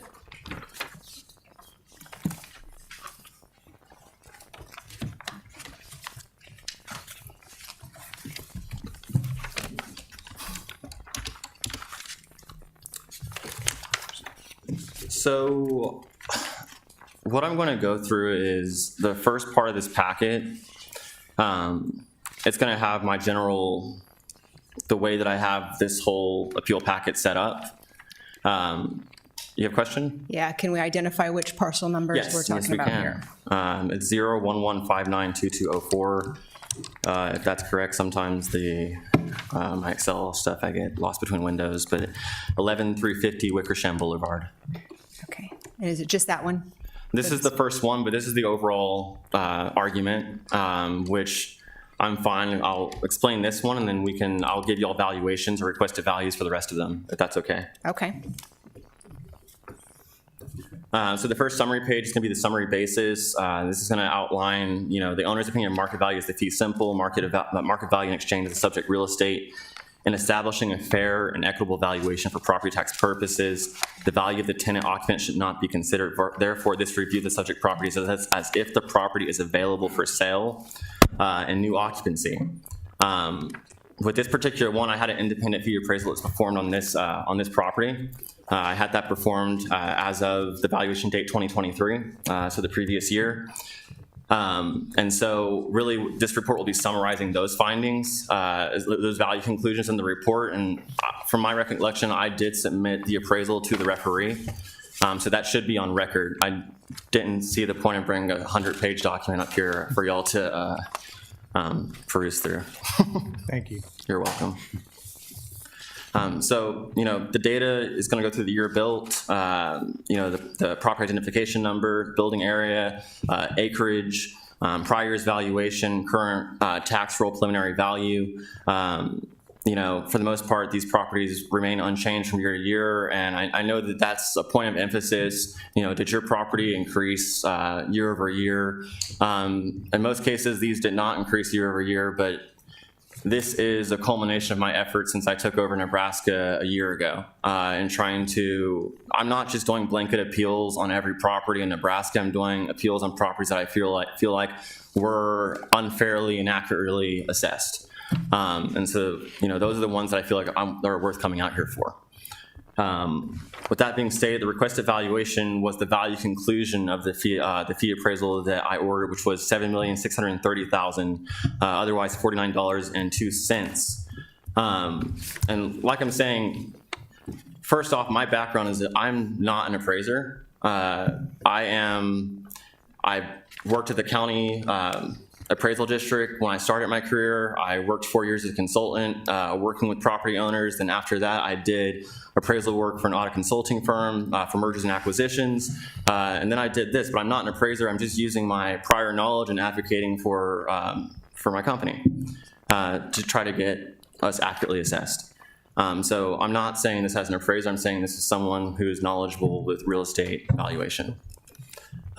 With that being stated, the approach to value goes over that. The sales comparable, the direct cap approach, cost approach, They were considered in this appraisal. The cost approach number was $7,480,000. The income was $7,480,000. I'll explain that in 1 second. The sales comparison was $7,780,000. What's typically not included on any cost approach, which I want to say this is probably done on income, but what's not included with any cost approach typically by the county is any type of external obsolescence. Cost approaches are always best the closest you are to the year build date. You know, that is going to be when you have the most accurate use of the cost approach. And every year that you get past that and you have to start calculating depreciation and then differences in the market, it becomes the least viable method of valuation. So, you know, there's also not a lot of income. So I think the sales comparison, if we're looking for fair market value, and you're trying to find where the obsolescence was or whether or not it's been positive or negative, with the property, the sales comparison is going to reveal that, and that's through market extraction. So, you know, the analysis based off cost, the sales report, comparable MSAs, subject properties values, fee simple value, we believe is overassessed. So that's the summary page, and that's going to be how it's going to be for all the properties, the 3 super centers and 1 Sam's Club that we're looking at today. The next page in the packet, that was just the findings. All of the sales that the appraiser used in the fee simple report, these are the sales that he looked at in Nebraska. You know, none of them are 155,000 square feet. And that's the problem. You're really not going to find a whole lot of fee simple things, but you want to find sales that you have to adjust as few things as possible on. And, you know, the transactional rights, you know, the rights, whether it's fee or lease, that's probably gonna be the most significant difference or thing that you have to adjust for, which is why you want to find fee simple comps. So with that being stated, you know, his findings were roughly $50 per square foot after adjusting for the 4 comps that he found in Nebraska. Which were York, Nebraska, Omaha, Nebraska, Council Bluffs, Iowa, and then Norfolk, Nebraska. Those were the 4 comps that he found, that he used. And that was his findings. But I wanted to include that because it has comments on them, like what they were, and then also the adjustment grid that he used to adjust them to try to bring them towards the subject property. So that's what included. Lastly, on the 4th page, it's the comparable sales analysis, and this was my own. That is my findings. I found 18 comparables, and I used MSAs that I thought were similar to Omaha. It wasn't going to do me any good to find sales that weren't in a comparable locale, right? So I looked at Kansas City, St. Louis, Minneapolis, Chicago, Sioux Falls. I'm not sure if I'm pronouncing that correctly. I looked at all those MSAs, and all those MSAs range from anywhere from 230,000 people to around 500,000 people in those MSAs. With that being the case, I made adjustments for time of sale. You know, I adjusted about 3% per year for the time of sale. Then I also made adjustments for size and then age. Obviously, we know as anybody who does appraisal work, those are subjective adjustments. We just know what direction we're supposed to be going, but they're subjective adjustments. The average was 40.26. The median was 38.66. However, the indicated I put was $50. If you looked at the 4 first comparables that were used, even though they're not the largest stores, and I see a range of our sales anywhere from $20 to $60 per square foot in the country. But if you're looking at the average of those 4 sales, then you're looking at $50 per square foot, which lines up with where our fee independent appraisal came through. And the metrics that we're looking at, we're trying to find as many points that will try to point us in the right direction of where the value should be going. With that being stated, you know, the final opinion of value based off that would have been $7,781,750. But like I said, I wanted to include what the referee, and I'm gonna have to jump, it's close to the end, and I included the referee's comments.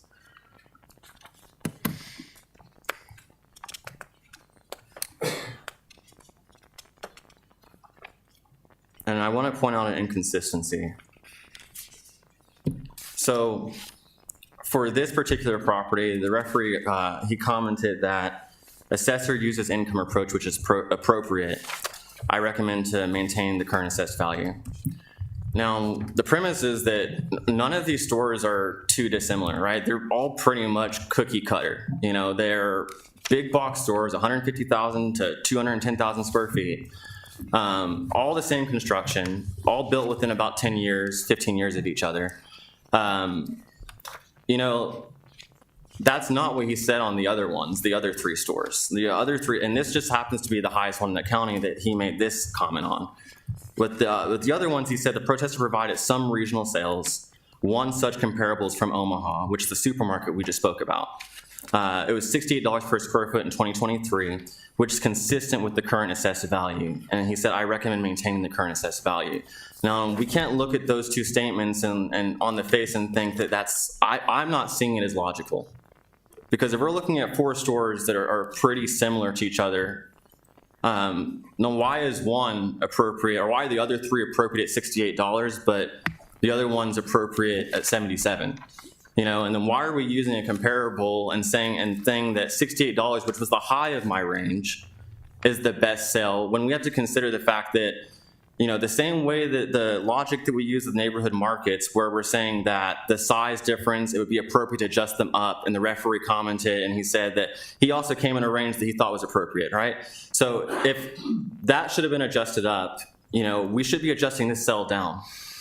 Like, we shouldn't just be looking at the $68, which was the high of the range in the first place, and thinking that 80,000 square feet compared to 150,000 or 200,000 square feet shouldn't be having an adjustment for it, because we're talking about economies of scale. We're close on, we're really over time, Mr. Tompkins, but if you can kind of wrap up, that'd be great. So since we're talking about economies of scale, so that should be adjusted down. And then we also have to think about the class, the build quality of the building. And if we're saying there was a supermarket and it stayed a supermarket, we know that build quality is not the exact same as ours. And if $68 was an appropriate comp and that's the high of the range, then we have two properties that are both assessed at about $77 per square foot. So why aren't those down? And then we're adjusting the other ones that the county doesn't believe are equivalent to the $77 ones down further. You know, so that's my logic when I look at that. And so I wanted to point that out, and that was pretty much it. The rest of the packet, what you're going to see is the comparable sales that I pulled. I explained to you my logic for using those MSAs.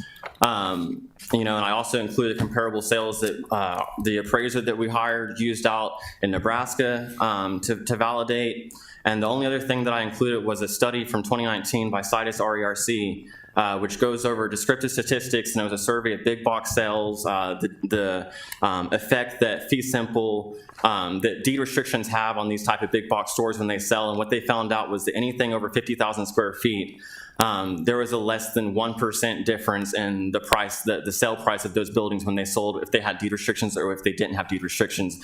And these were, you know, tens, hundreds of properties are surveyed across this survey. Depending on which descriptive stats they were trying to get out of the report.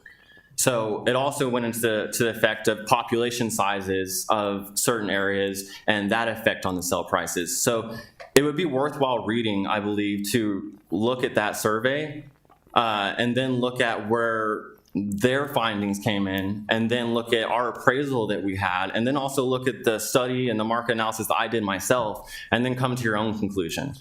But I think that with the evidence that I presented today, that I put together an argument that is supportive of some type of consideration, some type of reduction for the petitioner, and that I just hope that you'll take that into consideration. Thank you. I think what we'll do is recess for a moment while we figure out what we're going to do next, since we're backed up to our other board meeting. So we'll take a 5-minute recess. I need a motion for that. Announce the time. No, just announce the time. Okay, we're going to take a 5-minute recess at 2:59 p.m. Thank you.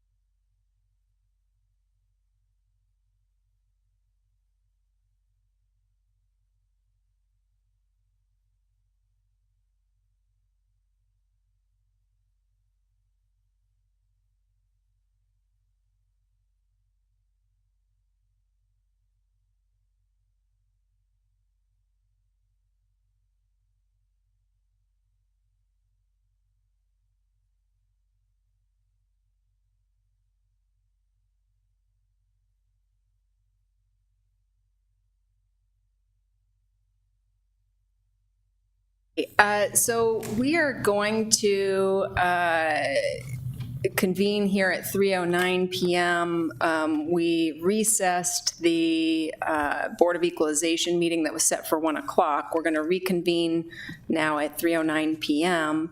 And we're going to start, and today's Tuesday, July 23rd, 2024. We're going to start with the items that we were finishing from the 1 o'clock meeting. So we're going to switch over to the 1 o'clock meeting, and then we'll go through the agenda for the 3 o'clock meeting as soon as we're finished with the remaining items on the 1 o'clock meeting.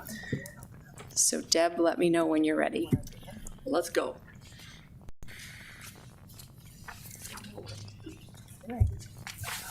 And are we good up here?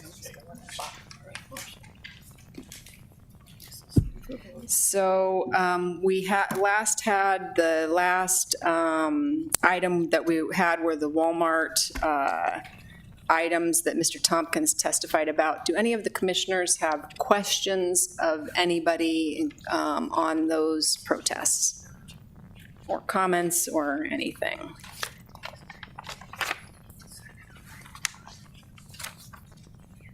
Yeah, I guess I will add the referee, why you didn't lower the value on those, but you lowered the value significantly on the market stores.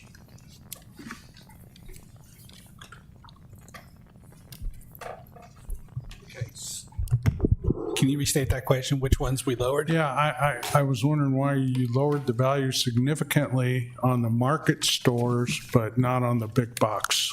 You didn't lower it at all, as a matter of fact. You agreed with this assessor's recommendation. So I just kind of want to know what your rationale was on that.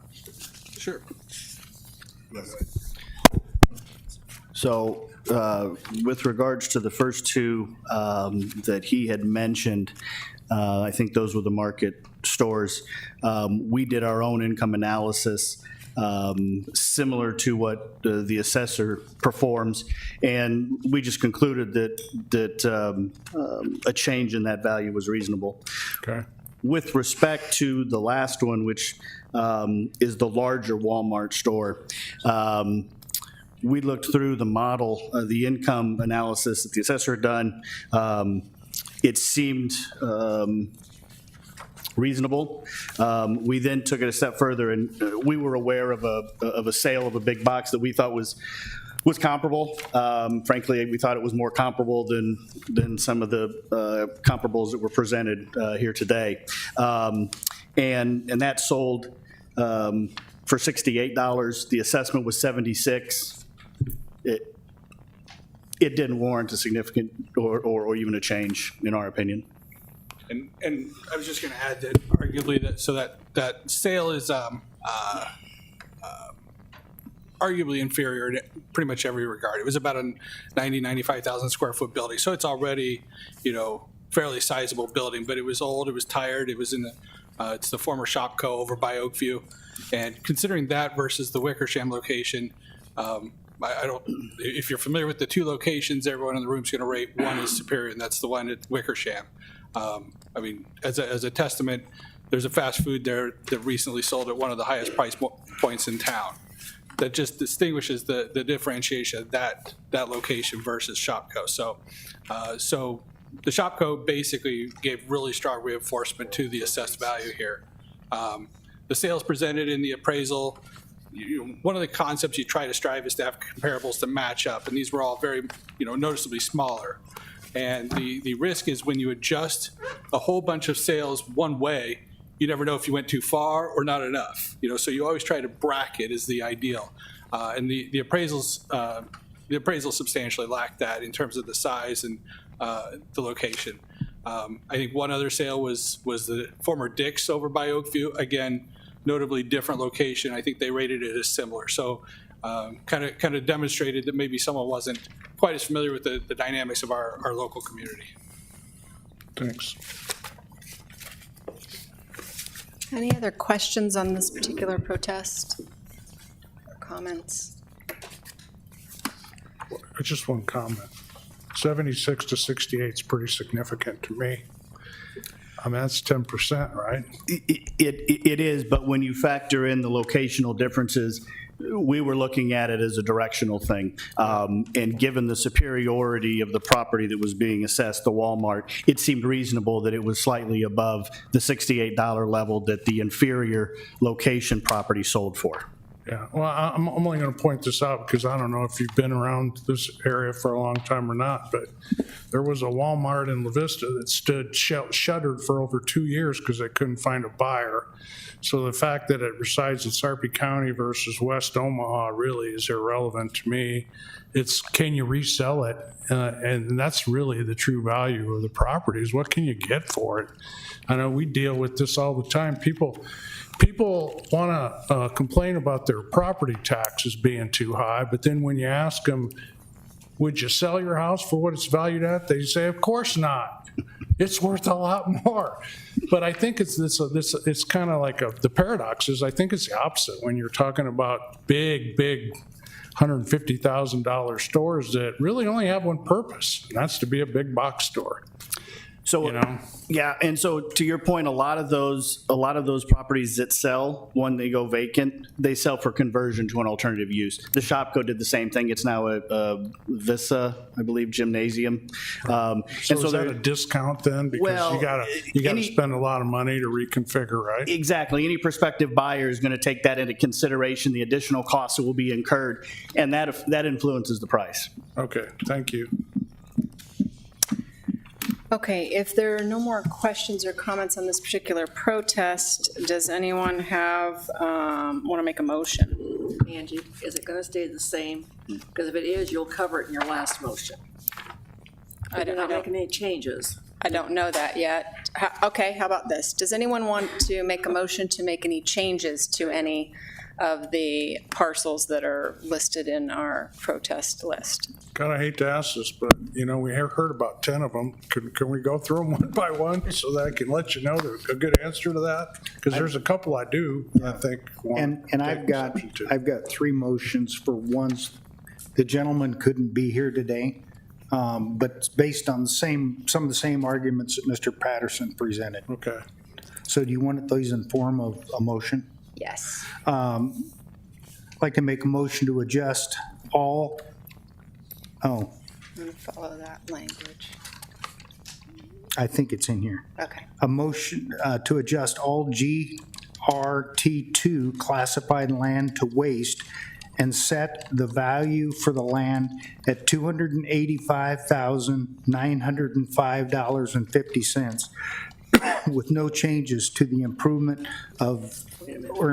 or outbuildings for the total parcel of $285,905.50, rounded to $285,906 for protest number 2024-72.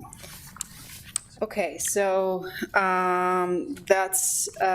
These are 2 that I'm making on behalf of Mr. Venduska.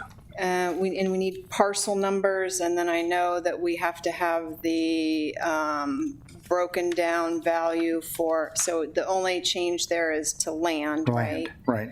Okay, so, do you know what parcel number that is? I've got the protest number. It is 0103989945. Dave, can you read that so I can get that, please? 0103989945. Thank you. And that was 2024-72, correct, Jim? Yes. Okay. And that's changing the land value to $285,905.50, right? Rounded to $285,906. Okay, 285,905 what?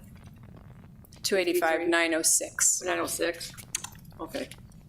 We're with you. Are you doing the second one too, Jim? Yes. 73? Yeah, the second one is a motion to adjust all GRT2 classified land to waste and set the value for the land at $366,651 with no changes to the improvements or outbuilding values for a total parcel value of $706,884. That's protest 2024-73. Can you read the parcel number? Parcel number And you have the number? 0104-20711. Yeah, he's got it. Thank you. And then for protest number 2024-74, adjust all GRT2 classified land to waste and set the value of the land at $84,591.50 with no changes to the improvements or outbuildings, with a total parcel value of $84,591.50 rounded to $84,592. And that was parcel number 01, Dave, give me just 1 minute. Okay, thank you, go ahead. 01, 15, Okay. 77, 431. Thank you very much. Okay, we got it. Is that on those? Yeah, on those three from Mr. Venduskin, it follows the same argument that it's waste ground, it's not timber ground. Okay, we got it. Is there a second to that motion? Second. Motion's made by Commissioner Warren, second by Commissioner Kelly. Any discussion?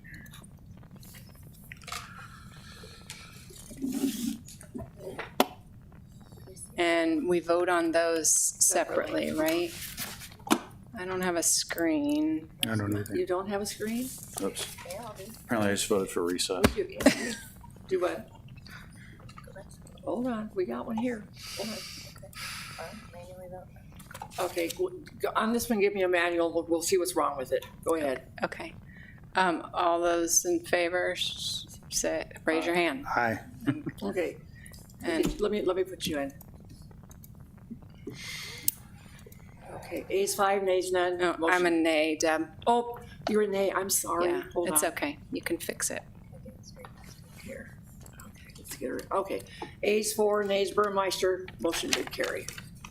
One other that I would make, How come they're not getting the screen though?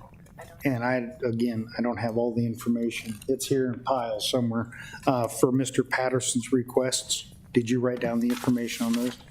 Did you capture that? Let's see. Yes. So I'd like to, Let's see. They're doing Let's get do you have the protest numbers? I do have his number. here's his, I don't have all three of his. I've got, I just gotta make a note of his chicken scratch. So, my chicken scratch. Okay, here's his. So the first one ends in 20754. So if we can find, here, it's on here. Well, I know they're all like this. I'll tell you right now. I don't either. Commissioner Burmeister, I have those numbers. You do, okay. Oh, good. The first one ends in 207. I have the, do you have the actual one, the requested? I do. You do, okay, okay. So for the improvement value, 86,219. The land value of 693,739. Outbuilding of 1277. For a total of 781,235.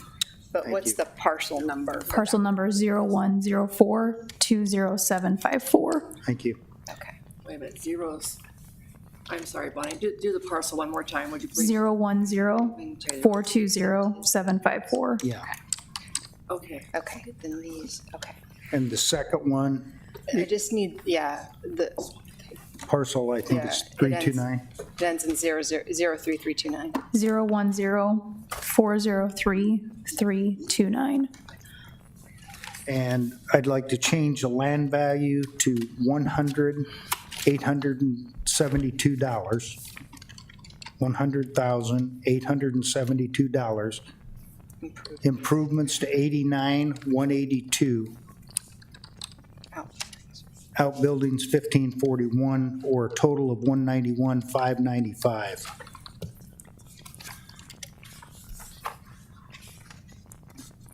The And then the one that ends in 4262, Bonnie? 4262. 011584,262. Land value to be $962. $982. Nothing on improvements and nothing on outbuildings. 962. What do you have for the number? 962. 962? Thank you. For a total of 962. Yeah, total of 962. What was your reason, Jim? That was because of the additional assessment for site value. Okay, thank you. Okay, move to adjust the Patterson properties by Commissioner Warren. Is there a second? Second. Second by Commissioner Kelly. Any discussion? Are you showing votes at all? Now we are. Well, it says recess at the top, but then it says motion Patterson in All the there. motions are underneath that, so we're Okay. good. We'll just keep moving with the motions. Okay. Okay. Any discussion? Please vote.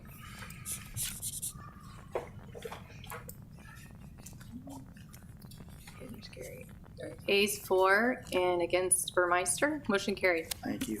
Okay, sure. Any other motions on particular parcels? I just want to go through all of them, if that's all right. But I think the first one I think we heard was Clayton Reeves, parcel 011230053. And his request was something less than it is now, but what I'm going to motion here is that we accept the recommendation of the referee, which sets the land at $94,154, the building at $231,173, and the outbuildings at $24,673, which is slightly higher than what he paid last year, but given that the overall valuations in the county rose about 10%, I think it's a pretty fair value. We only really need motions on changes because we'll make the mass motion at the end to accept referee recommendations. So if we're going to change them. Yeah, I got you. No, that's fine then. Then I will withdraw that motion. Thank you. But I know there's some changes, so what else did we talk about? Because I wrote them down, some of them. Mr. Wilson. Who was the second one? Wilson? Wilson.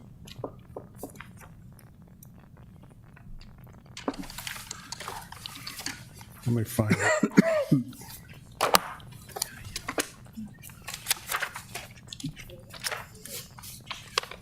And if I remember right, Don, that was a change in land value he was looking for. Yeah, it was a land value, but I'm trying to find Yeah, the his notes. request, I think, was to adjust the land value to $32,000. If my notes are correct. That's what I had. Okay.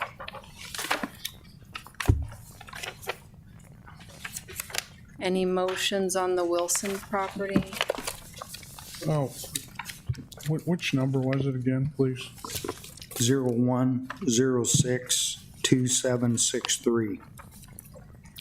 Protest number, 693. 0693. I believe he stated land value of 32,000.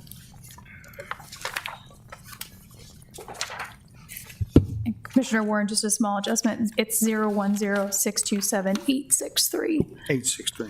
Thank you. 863.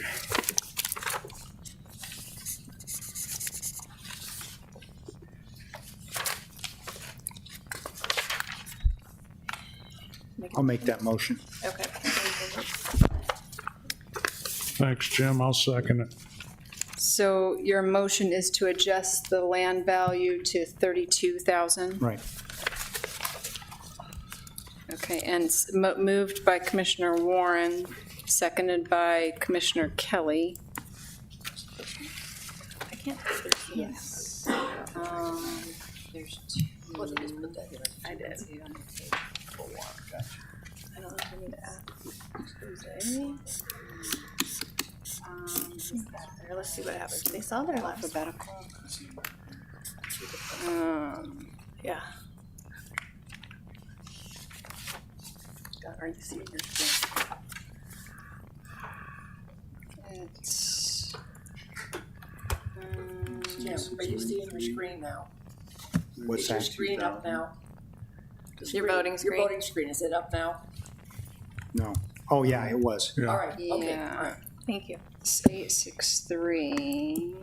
So yeah, it's this one. So it's adjusting from 172 to 32. Yep. Yeah, they are. Thank you. Thank you. The voting screens are up. Yeah. Yeah, I just want to, just a quick comment, make sure that we're getting this correctly. The land evaluation from 172,000 down to 32,000. That's what he was asking. And I apologize, I was not here for that, Aaron. What was the justification? That it's mostly an old trailer park that was damaged by flood, which he still has a lot of work to do. The adjacent property was bought 6 acres for $5,000 20 years ago. 20 years ago? 20 years ago. It's, well, it's Angie's area now, but it used to be mine, and I'm familiar with it. It's bottomland. It was flooded significantly and almost completely destroyed during the floods of 2019, and it hasn't recovered yet.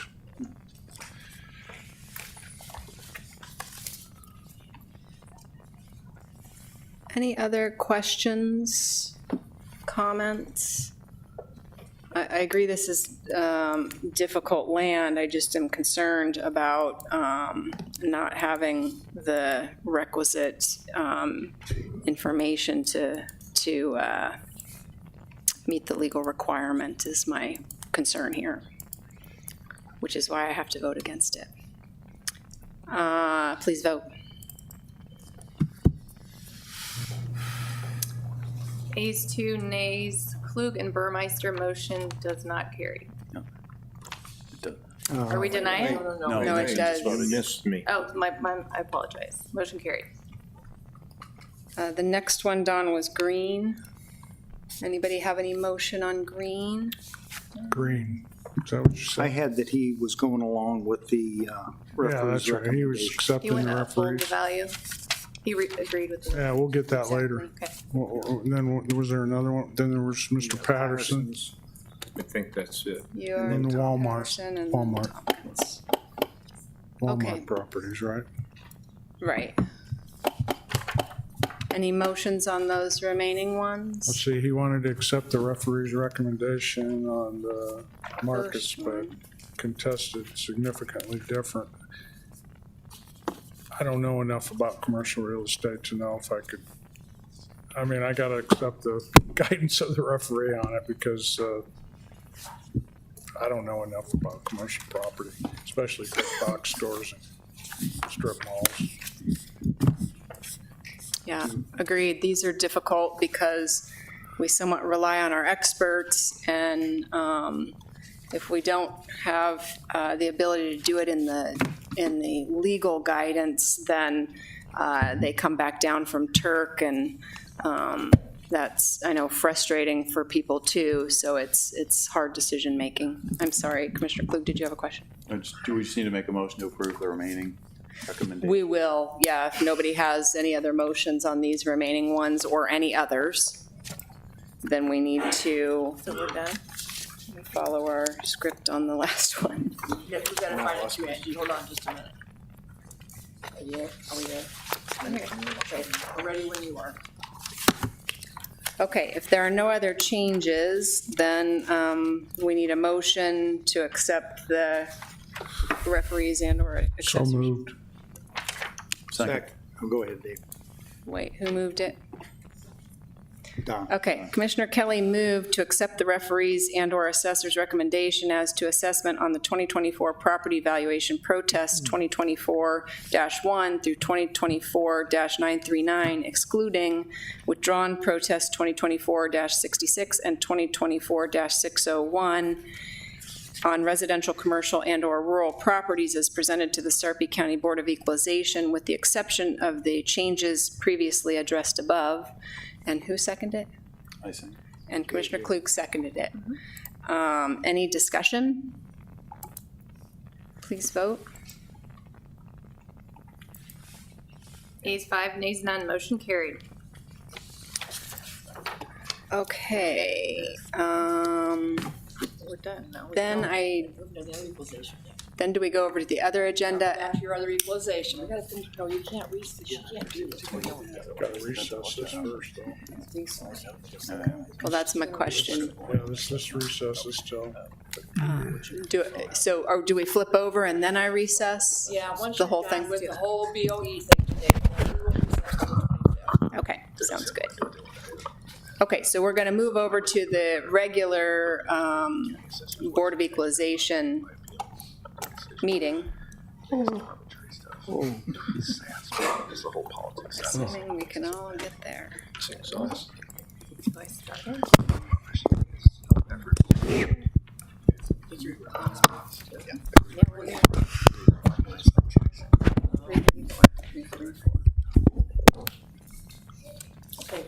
You ready? Okay, so we're reconvening the regular Board of Equalization meeting at 3:35 PM. We've returned from the final Board of Equalization meeting on protests. We're going to start with the consent equalization agenda with items of regular business. Would anyone like to make a motion to approve that agenda, or anyone want any items removed? Motion to approve. Second. Motion to approve by Commissioner Kelly, second by Commissioner Warren. Any discussion? Oh, wait a minute. Angie, I'm sorry, he's gotta switch you back over. Okay. Commissioner, a quick question, just out of being respectful of taxpayers' monies, do you want us to remain here any longer, or should we go ahead and clear out of here? I think you guys are good to clear out. What you want to say? But we'd love to, we want to be here as long as you need us, but also if it's not fruitful, then Overstayed our welcome. Appreciate you. Yep, appreciate you calling it to my attention too. Okay, all right, thank you all. Thanks for coming.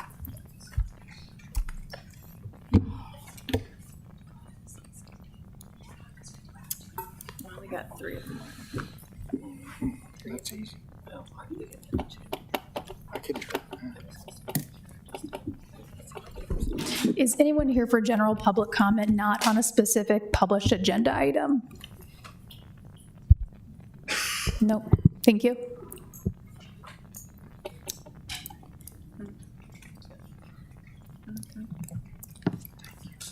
Do we have a list of people that are here? Tom, you make a motion? Yeah, I did. A motion. You ready for us? I've got, it's on my I've screen. got moved by Kelly, seconded by Warren. Do you have a screen that you can vote? Yeah, please vote. We're, okay, A's 5, nays none, motion carried. Okay, item number 3.1 is protest hearing, rejection of homestead exemption form 458R for lot 154 Kingsbury Hills, Joseph Hableeb. And if you'd like to be heard on this matter, come on up to the podium and we'll have you give your name and spell your last name. And then if you can keep your comments to 5 minutes, that'd be great. Okay. All right, my name is Leslie. Okay.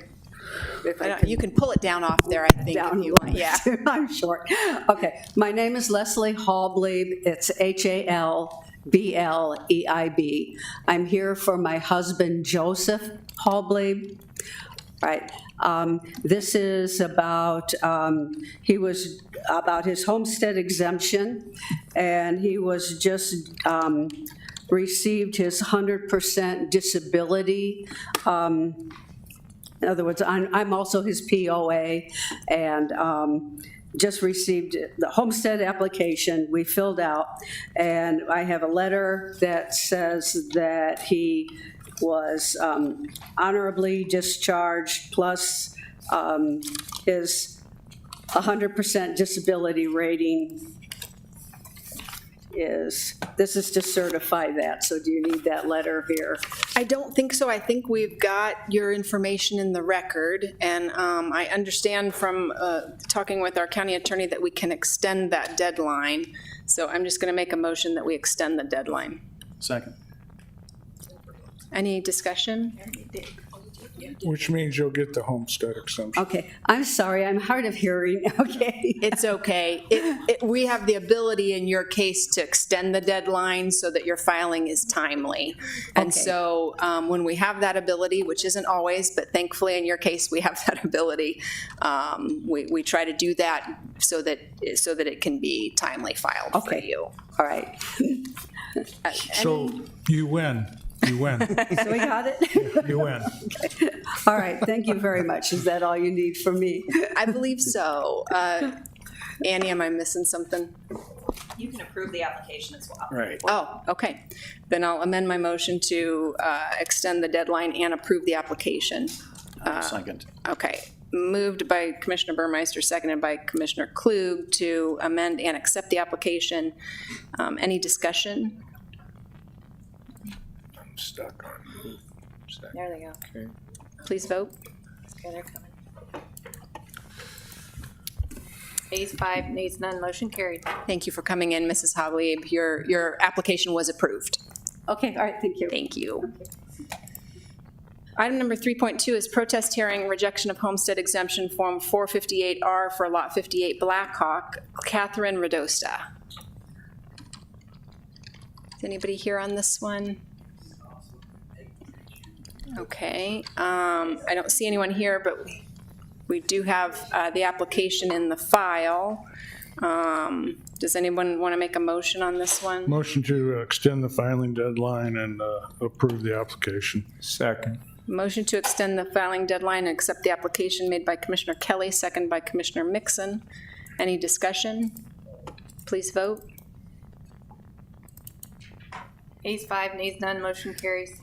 Item 3.3 is protest hearing, rejection of homestead exemption form 458R for Lot 133 Covington, Brian Shuka. Anyone here on this one? If you'd state your name and spell your last name, that would be great. My name is Brian Shuka, last name S-C-H-U-K-A. What's up here? You're a bit taller than our last one. There we go. How's that? Okay. Sure. Requesting extension of the deadline. I had some moderate to severe family marital problems the last 6 months, and June was a bad month, and I honestly just forgot about the date. The only evidence I have is just the paperwork explaining the difficulties, I guess. So I don't know if do I give this to you guys? You're or good. turn this? I recommend that we extend the filing deadline and grant the application. Second. We have your application in the file, so we've got what you've got. And Commissioner Kelly's made a motion to approve the application and extend the deadline. Commissioner Mixon has seconded that motion. Any discussion? Please vote. Ayes 5, nays none, motion carries. So your application was approved. Okay. Thank you very much. Thank you for coming in. Item 3.4 is protest hearing, rejection of homestead exemption form 458R for Lot 9 Eagle Crest, Christine Turnix. Turinks? Turinks, okay. I was close, but not quite there. Hi, I submitted my, Christine Turinks, sorry. Turincs. I submitted my application and it got rejected, so that's why I'm here today. I received my disability from the VA. It's backdated a whole year, so that was the reason for my turning it in late. And I just got notified in July, so I'm asking for it to be approved. Is this the 3.4? Yeah, 3.4. Okay, I recommend we approve the request to extend the filing deadline and approve the application. Second. Motion to extend the deadline and approve the application made by Commissioner Kelly, second by Commissioner Mixon. Any discussion? Please vote.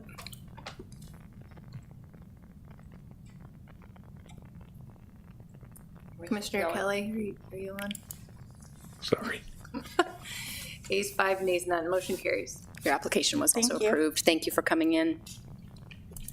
Item 3.5 is protest hearing rejection of homestead exemption form 458R for Lot 41 Bel Lago, Kristen Underwood.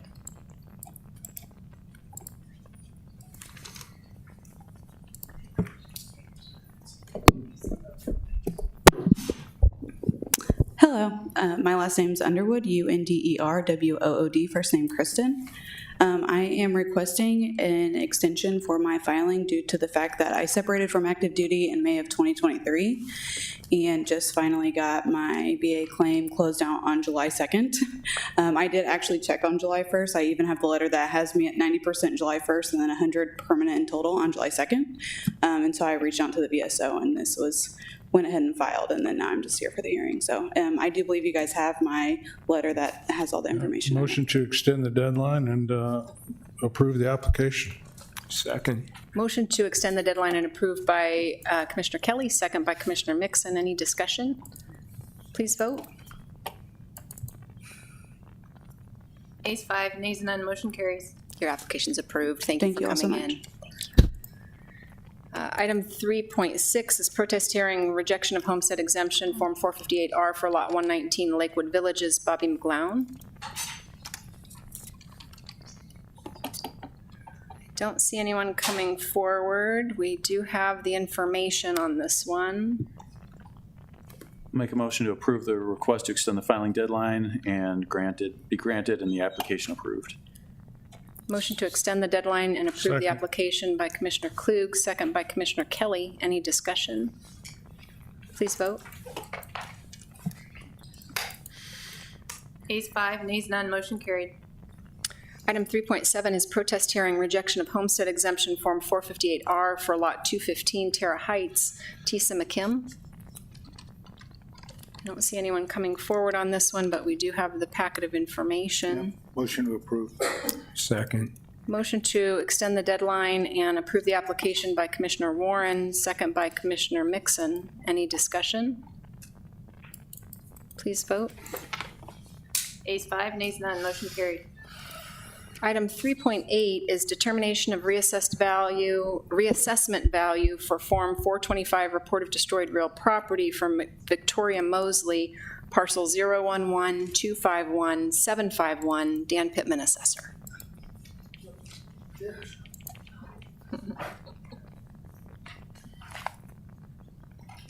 Sorry. Jackie Moorhead, deputy assessor. Hello. I actually have a spreadsheet of all the destroyed real properties, if you would like a copy of that. Kind of gives you a straight line look at that. Thank you.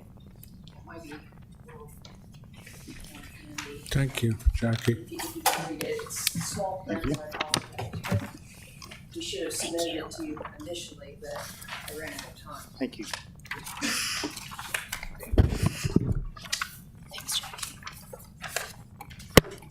I'll make a motion to accept the assessor's recommendation on 3.8, is it, or 3.8? Yeah, So on 3.8, it's a this denial. particular one, we recommended a denial on that because it did not meet the 20% threshold for damage as of what was submitted by the taxpayer. Commissioner Kelly moves to accept the assessor's recommendation of denial. Commissioner Warren seconds. Any discussion? Please, and is the taxpayer here? Okay. Okay, please vote.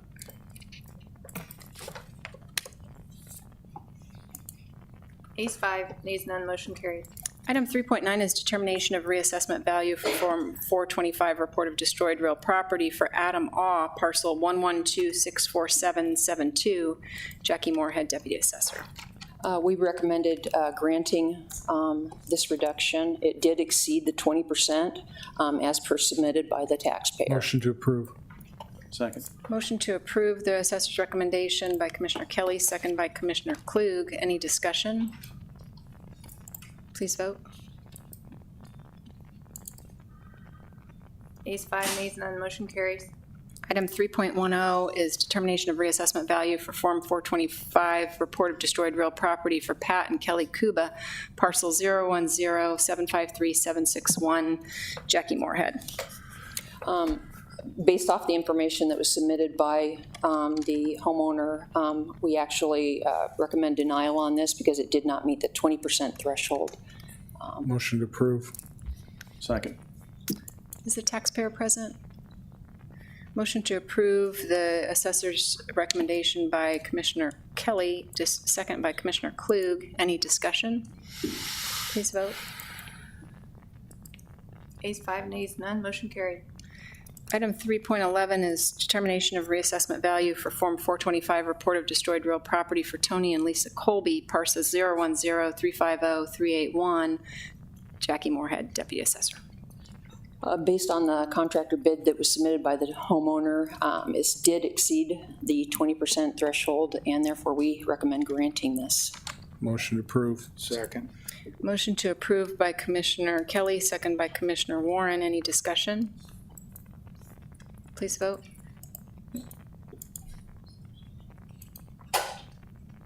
Ayes 5, nays none, motion carried. Item 3.12 is determination of reassessment value for Form 425, report of destroyed real property for Courtney Onsager, parcel 010-582-355, Jackie Moorhead, Deputy Assessor. This particular one, we did not get any estimates that were included with the application, so I didn't know if the taxpayer may be here to submit those. Are the Onsagers present? Anyone here for this parcel? We did conduct an on-site visit and noting the damage to the parcel and felt that it did not meet the 20% threshold on this particular, which would have been about $39,000 in damages. There was a lot of tree damage, trees down in the backyard and such, but we didn't see anything on the home. Motion to approve. Itself. Motion to approve by Commissioner Kelly, Second. second by Commissioner Klug. Any discussion? Please vote. Sorry. Commissioner Warren, are you seeing your voting Yep. screen? I'm getting there. Okay, thank you. Ayes 5, nays none, motion carried. Item 313 is determination of reassessment value for Form 425, report of destroyed real property for Amy Ream, parcel 011-590-457, Jackie Moorhead, Deputy Assessor. Again, the taxpayer did not get any estimates into us at this time or anything from their insurance agent. They haven't visited the property yet. So we based our estimation on our site visit and the pictures that were provided by the taxpayer. And we made an estimation that it did exceed the 20% based on those photographs. Heavy damage to the siding, roofing, even the brick on the outside of the house was pounded. I think they got the baseball size hail on this property. So we do recommend granting. Motion to approve. Second. Motion to approve by Commissioner Kelly, second by Commissioner Warren. Any discussion? Please vote. Ayes 5, nays none, motion carried. Item 314 is determination of reassessment value for Form 425, report of destroyed real property for Heather Peterson, parcel 106-30163, Jackie Moorhead, Deputy Assessor. The insurance, they provided an estimate for us. It did not meet the 20% threshold, so we recommend denial on this. Are the Petersons present or anyone on this property? Motion to approve. Second. Motion to approve by Commissioner Kelly, second by Commissioner Klug to approve the assessor's recommendation of denial. Any discussion? Please vote. Ayes 5, nays none, motion carried. Item 315 is determination of reassessment value for Form 425, report of destroyed real property for Curtis Todd, parcel 011-588-683, Jackie Moorhead, Deputy Assessor. The homeowner did submit insurance estimate and contractor bids, but it, again, did not meet the threshold of 20% damage. So we recommend denial. Is the taxpayer present, Curtis Todd, or anyone on this property? Motion to approve. Second. Motion to approve assessor's recommendation of denial made by Commissioner Kelly, second by Commissioner Klug. Any discussion? Please vote. Ayes 5, nays none, motion carried. Item 316 is determination of reassessment value for Form 425, report of destroyed real property for Philip Van Dyke, parcel 011303832, Jackie Moorhead, Deputy Assessor. The taxpayer submitted photographs of tree damage to the property, did not note any damage to the structures on this particular property, did not submit any estimates of cost to repair of anything, and so we recommend denial because it did not meet the 20% threshold. Approve the recommendation. Second. Is the taxpayer Mr. Van Dyke or anyone on behalf of those people present? Motion to approve the assessor's recommendation of denial by Commissioner Kelly, second by Commissioner Klug. Any discussion? Please vote. Ayes 5, nays none, motion carried. Item 317 is tax corrections 17442 to 17444, Dan Pittman, County Assessor. Motion to approve. Second. Motion to approve by Commissioner Kelly, second by Commissioner Klug. Any discussion? Please vote. Ayes 5, nays none, motion carried. Item 318 is notice of valuation change omitted property 1, Dan Pittman, County Assessor.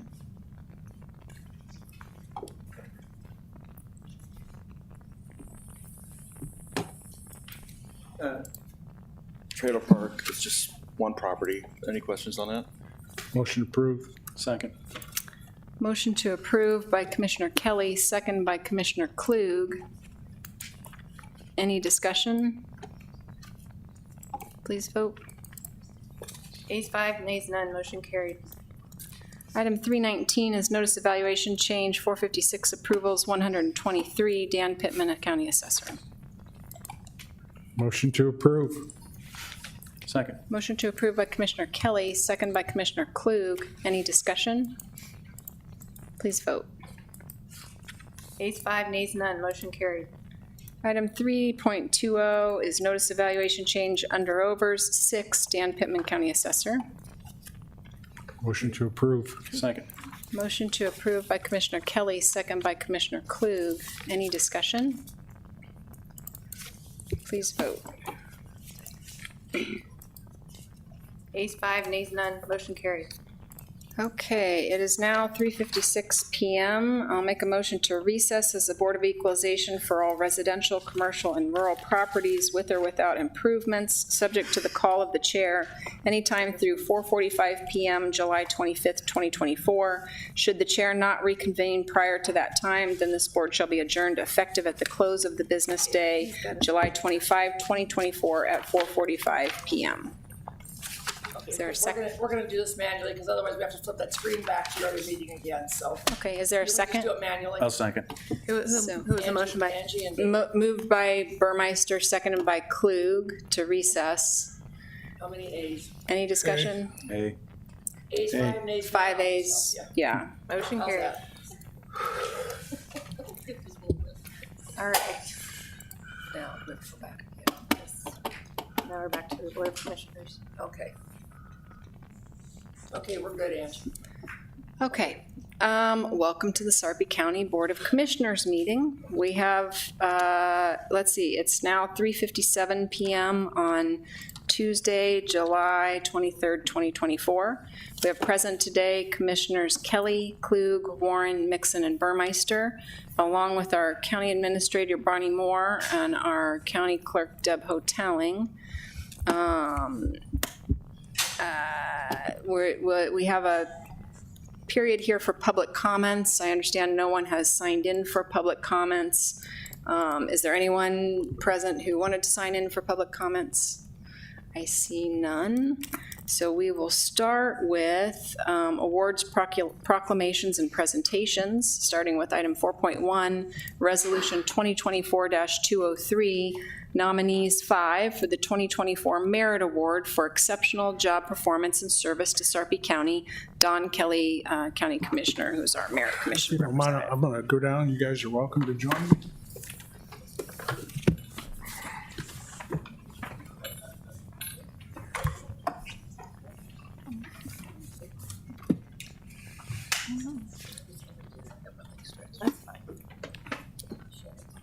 I think you're fine.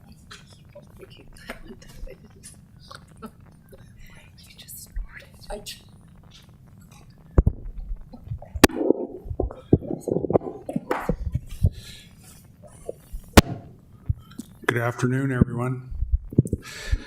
Today's my 42nd wedding anniversary, and I know what I don't want to do on my 43rd wedding anniversary.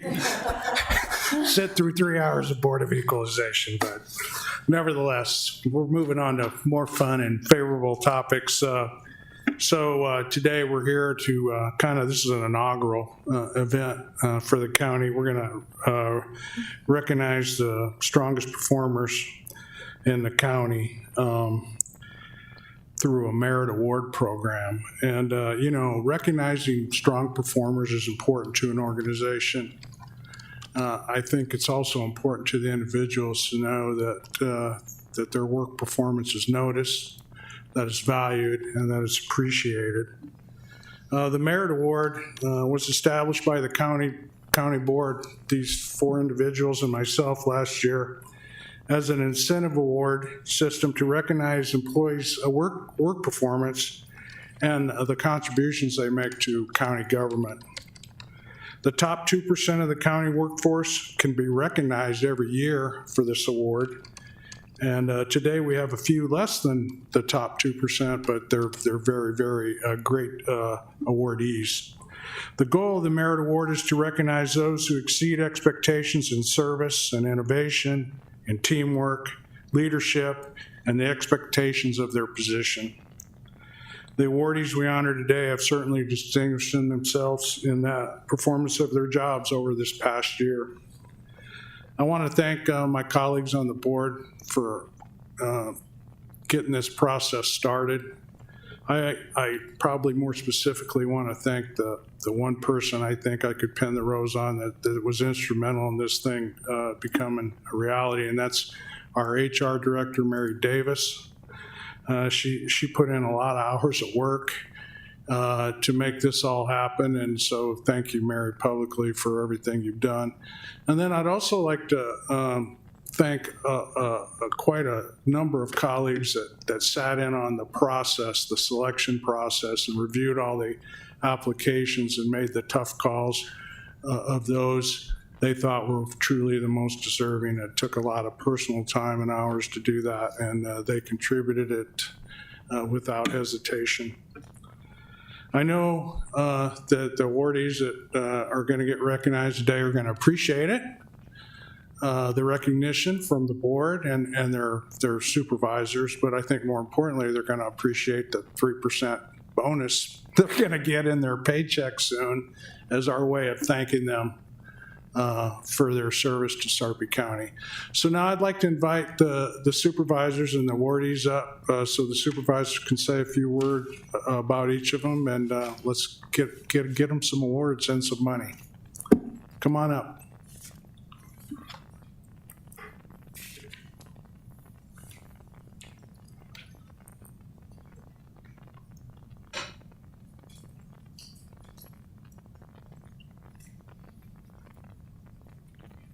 In no particular order? Sure. Got to practice walking slower. You guys can come on this way. You can turn out and face the crowd. That's all right. Well, first of all, I want to thank you, commissioners, for this opportunity to recognize our top performers. Too often we don't have an opportunity to highlight and show the top people that make this work. One reason I nominated Jim Tracy for the award was all the work with Motorola and contract negotiations, helping with the jail project, getting that back on track, negotiating good terms, serving as the project manager for that project, saving tens of thousands of dollars, and more importantly, getting the project done in less than 9 months. And for a project of its magnitude, that was kind of record time. He's currently working on a project to decentralize our radio core so that there's no single point of failure from a geographic standpoint. That project is largely finished, so now there's one less pitfall that could befall our radio system that would take it out with fully redundant parts. Zach is his assistant, and Zach has been working now that we inherited 6 shelter sites, a 7th site with the corrections. we found that quite often things happen in these shelters and we're not really aware of them because of their remote locations and people just don't visit them. He came up with an alarm system, alarm box that he constructed, that he sourced out the parts, he built, he then created an app. So whether the door gets opened, a fuse box doesn't get switched back, the generator's running low on fuel, the room is too hot, either himself or Jim get a alert on an app. So this saves us a lot of money in that we don't have to have people rotating, going out and checking on the tower sites individually, and then more importantly, protecting the electronics and components of the tower sites that they don't burn out or have premature damage because we were unaware of the situation in the towers. And so Zach created this all himself, and probably there's a patent pending. Thank you, gentlemen, for all your work.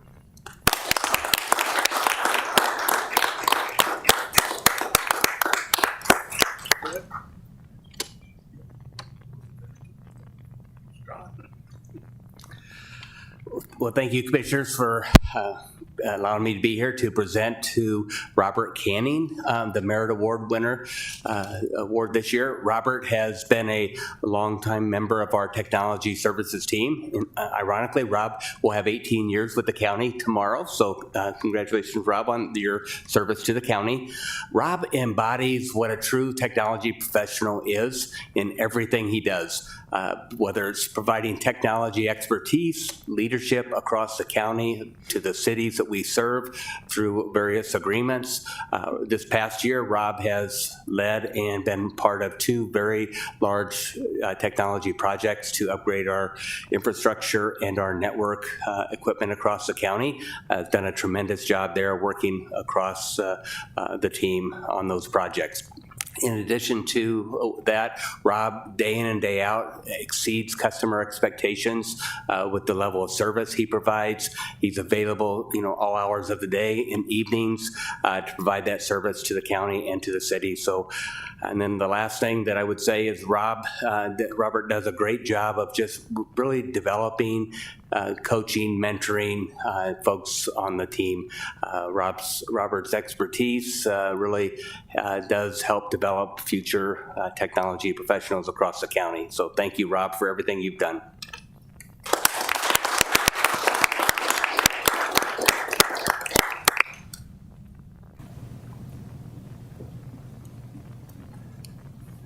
Well, thank you, Commissioners. And we're here to honor Alex Skipoff, who's our athletic events coordinator. I'm Fred Huey in the Sarpy County Tourism Office, a little bit less techy than the preceding presentators, but we are in the people business, and Alex has done a great job. He's in charge of a lot of the sports events that you see that come to the county. We've done a great job, or he's done a great job in growing sports tourism, which nationally is a very, very strong market. Last year, we almost hit $50 million in lodging sales countywide, which is an all-time record.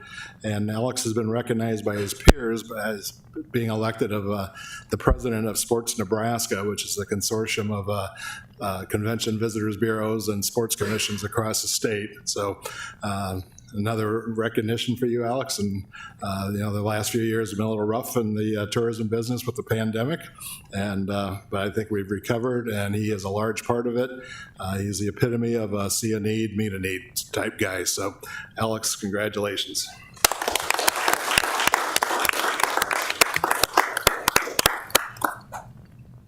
All right, my name is Jake Burst. I'm the Community Corrections Director for Sarpy. It's my pleasure to introduce Denise Mikowski, our Programs Coordinator for our Community Services Department.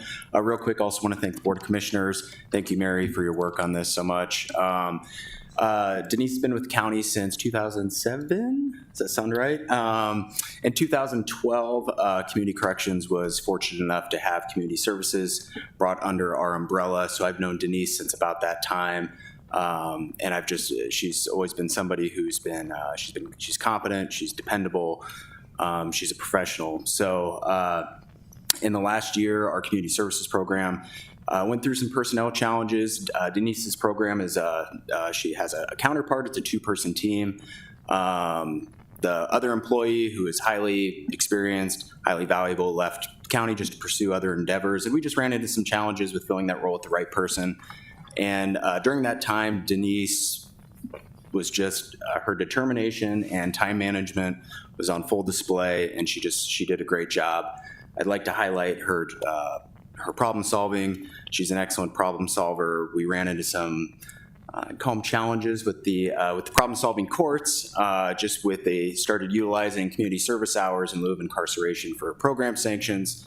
It was very demanding on our time, a lot of personnel time, and we were just really concerned that it wasn't going to be sustainable without performance dropping in other areas. But Denise was able to spearhead conversations with the probation office, with the district court, which led to some changes in the way in which sanctions are administered, some realignment of tasks in our office just to make us more efficient, and just improve performance all over. So lastly, in terms of problem solving, one of the things I think all managers appreciate is anytime Denise has a challenge, an issue, a problem, Denise almost always has a solution ready to present to you, which always just puts us a step ahead of getting that problem solved. So Denise, I appreciate all you do for us, for Sarpy County and the community. Congratulations.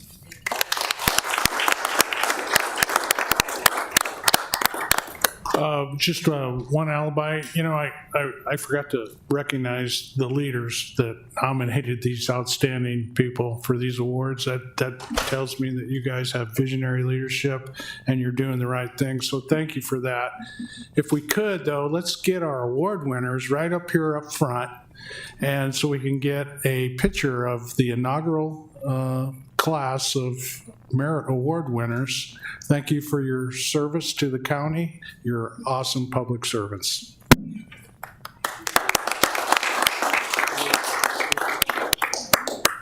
Can we exit first so we don't? Not the awkward head in the back. Oh, yeah.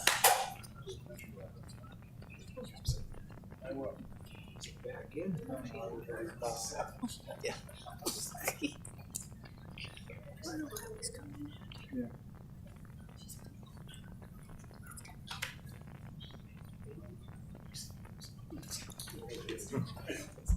Could you make sure Jim's comes on his words?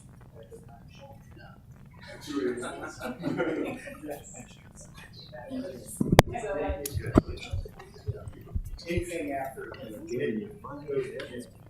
you got two. Congratulations. Thank you. Thank you.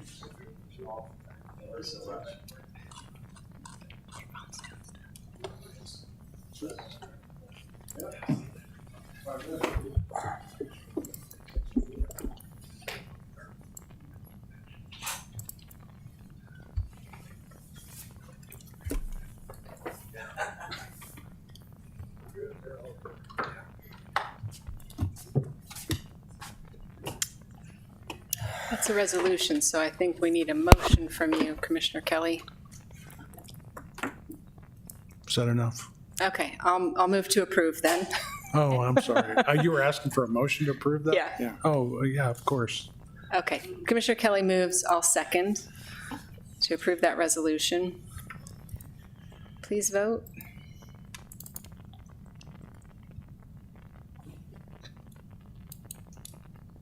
Commissioner Klug, do you have a screen?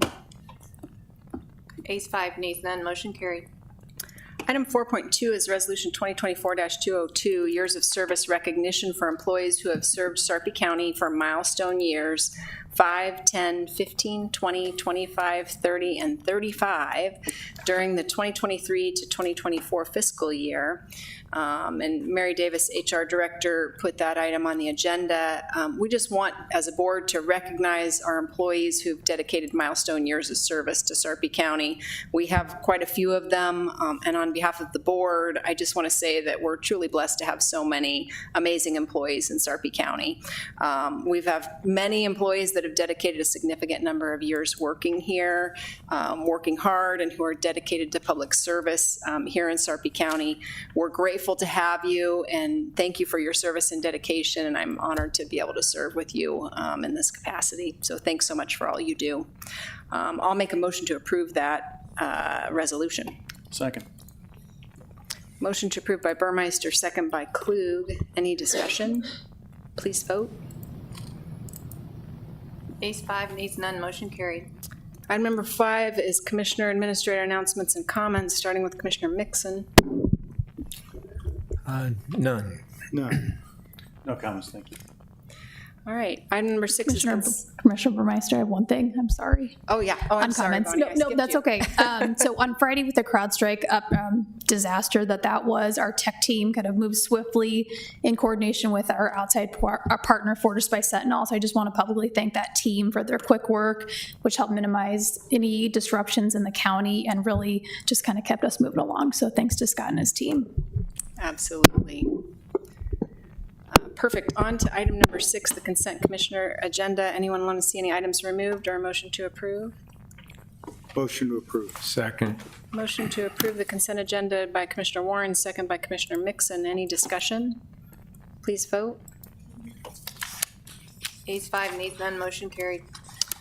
Item 7.1 is Resolution 2024-213, support of the responsible pursuit of property tax relief, which provides for local control and responsible local budgeting. Angie Burmeister, Chair. So a special session of, as most of you know, a special session of the legislature has been convened to address property tax concerns. County government handles limited and specific areas for our taxpayers and is a small percentage of the property tax bill as a whole. Still an important part, but smaller given the types of issues that are trying to be resolved. The majority of the areas that the county serves are essential services like 911, the Sheriff's Department, court services, public works like snow removal. We've seen some proposals in the past that could be devastating consequences to the county's ability to provide these services, so we've really been weighing in on what happens in the legislature lately.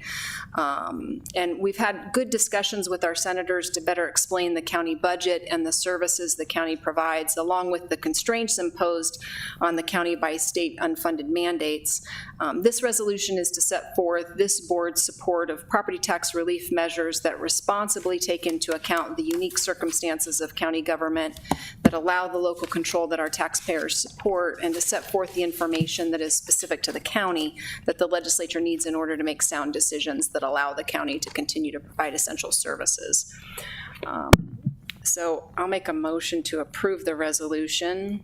Second. Second. Motion to approve by Burmeister, second by Kelly, who just beat you to the punch. Sorry, Gary. Any discussion? Please vote. Ayes 5, nays none, motion carried.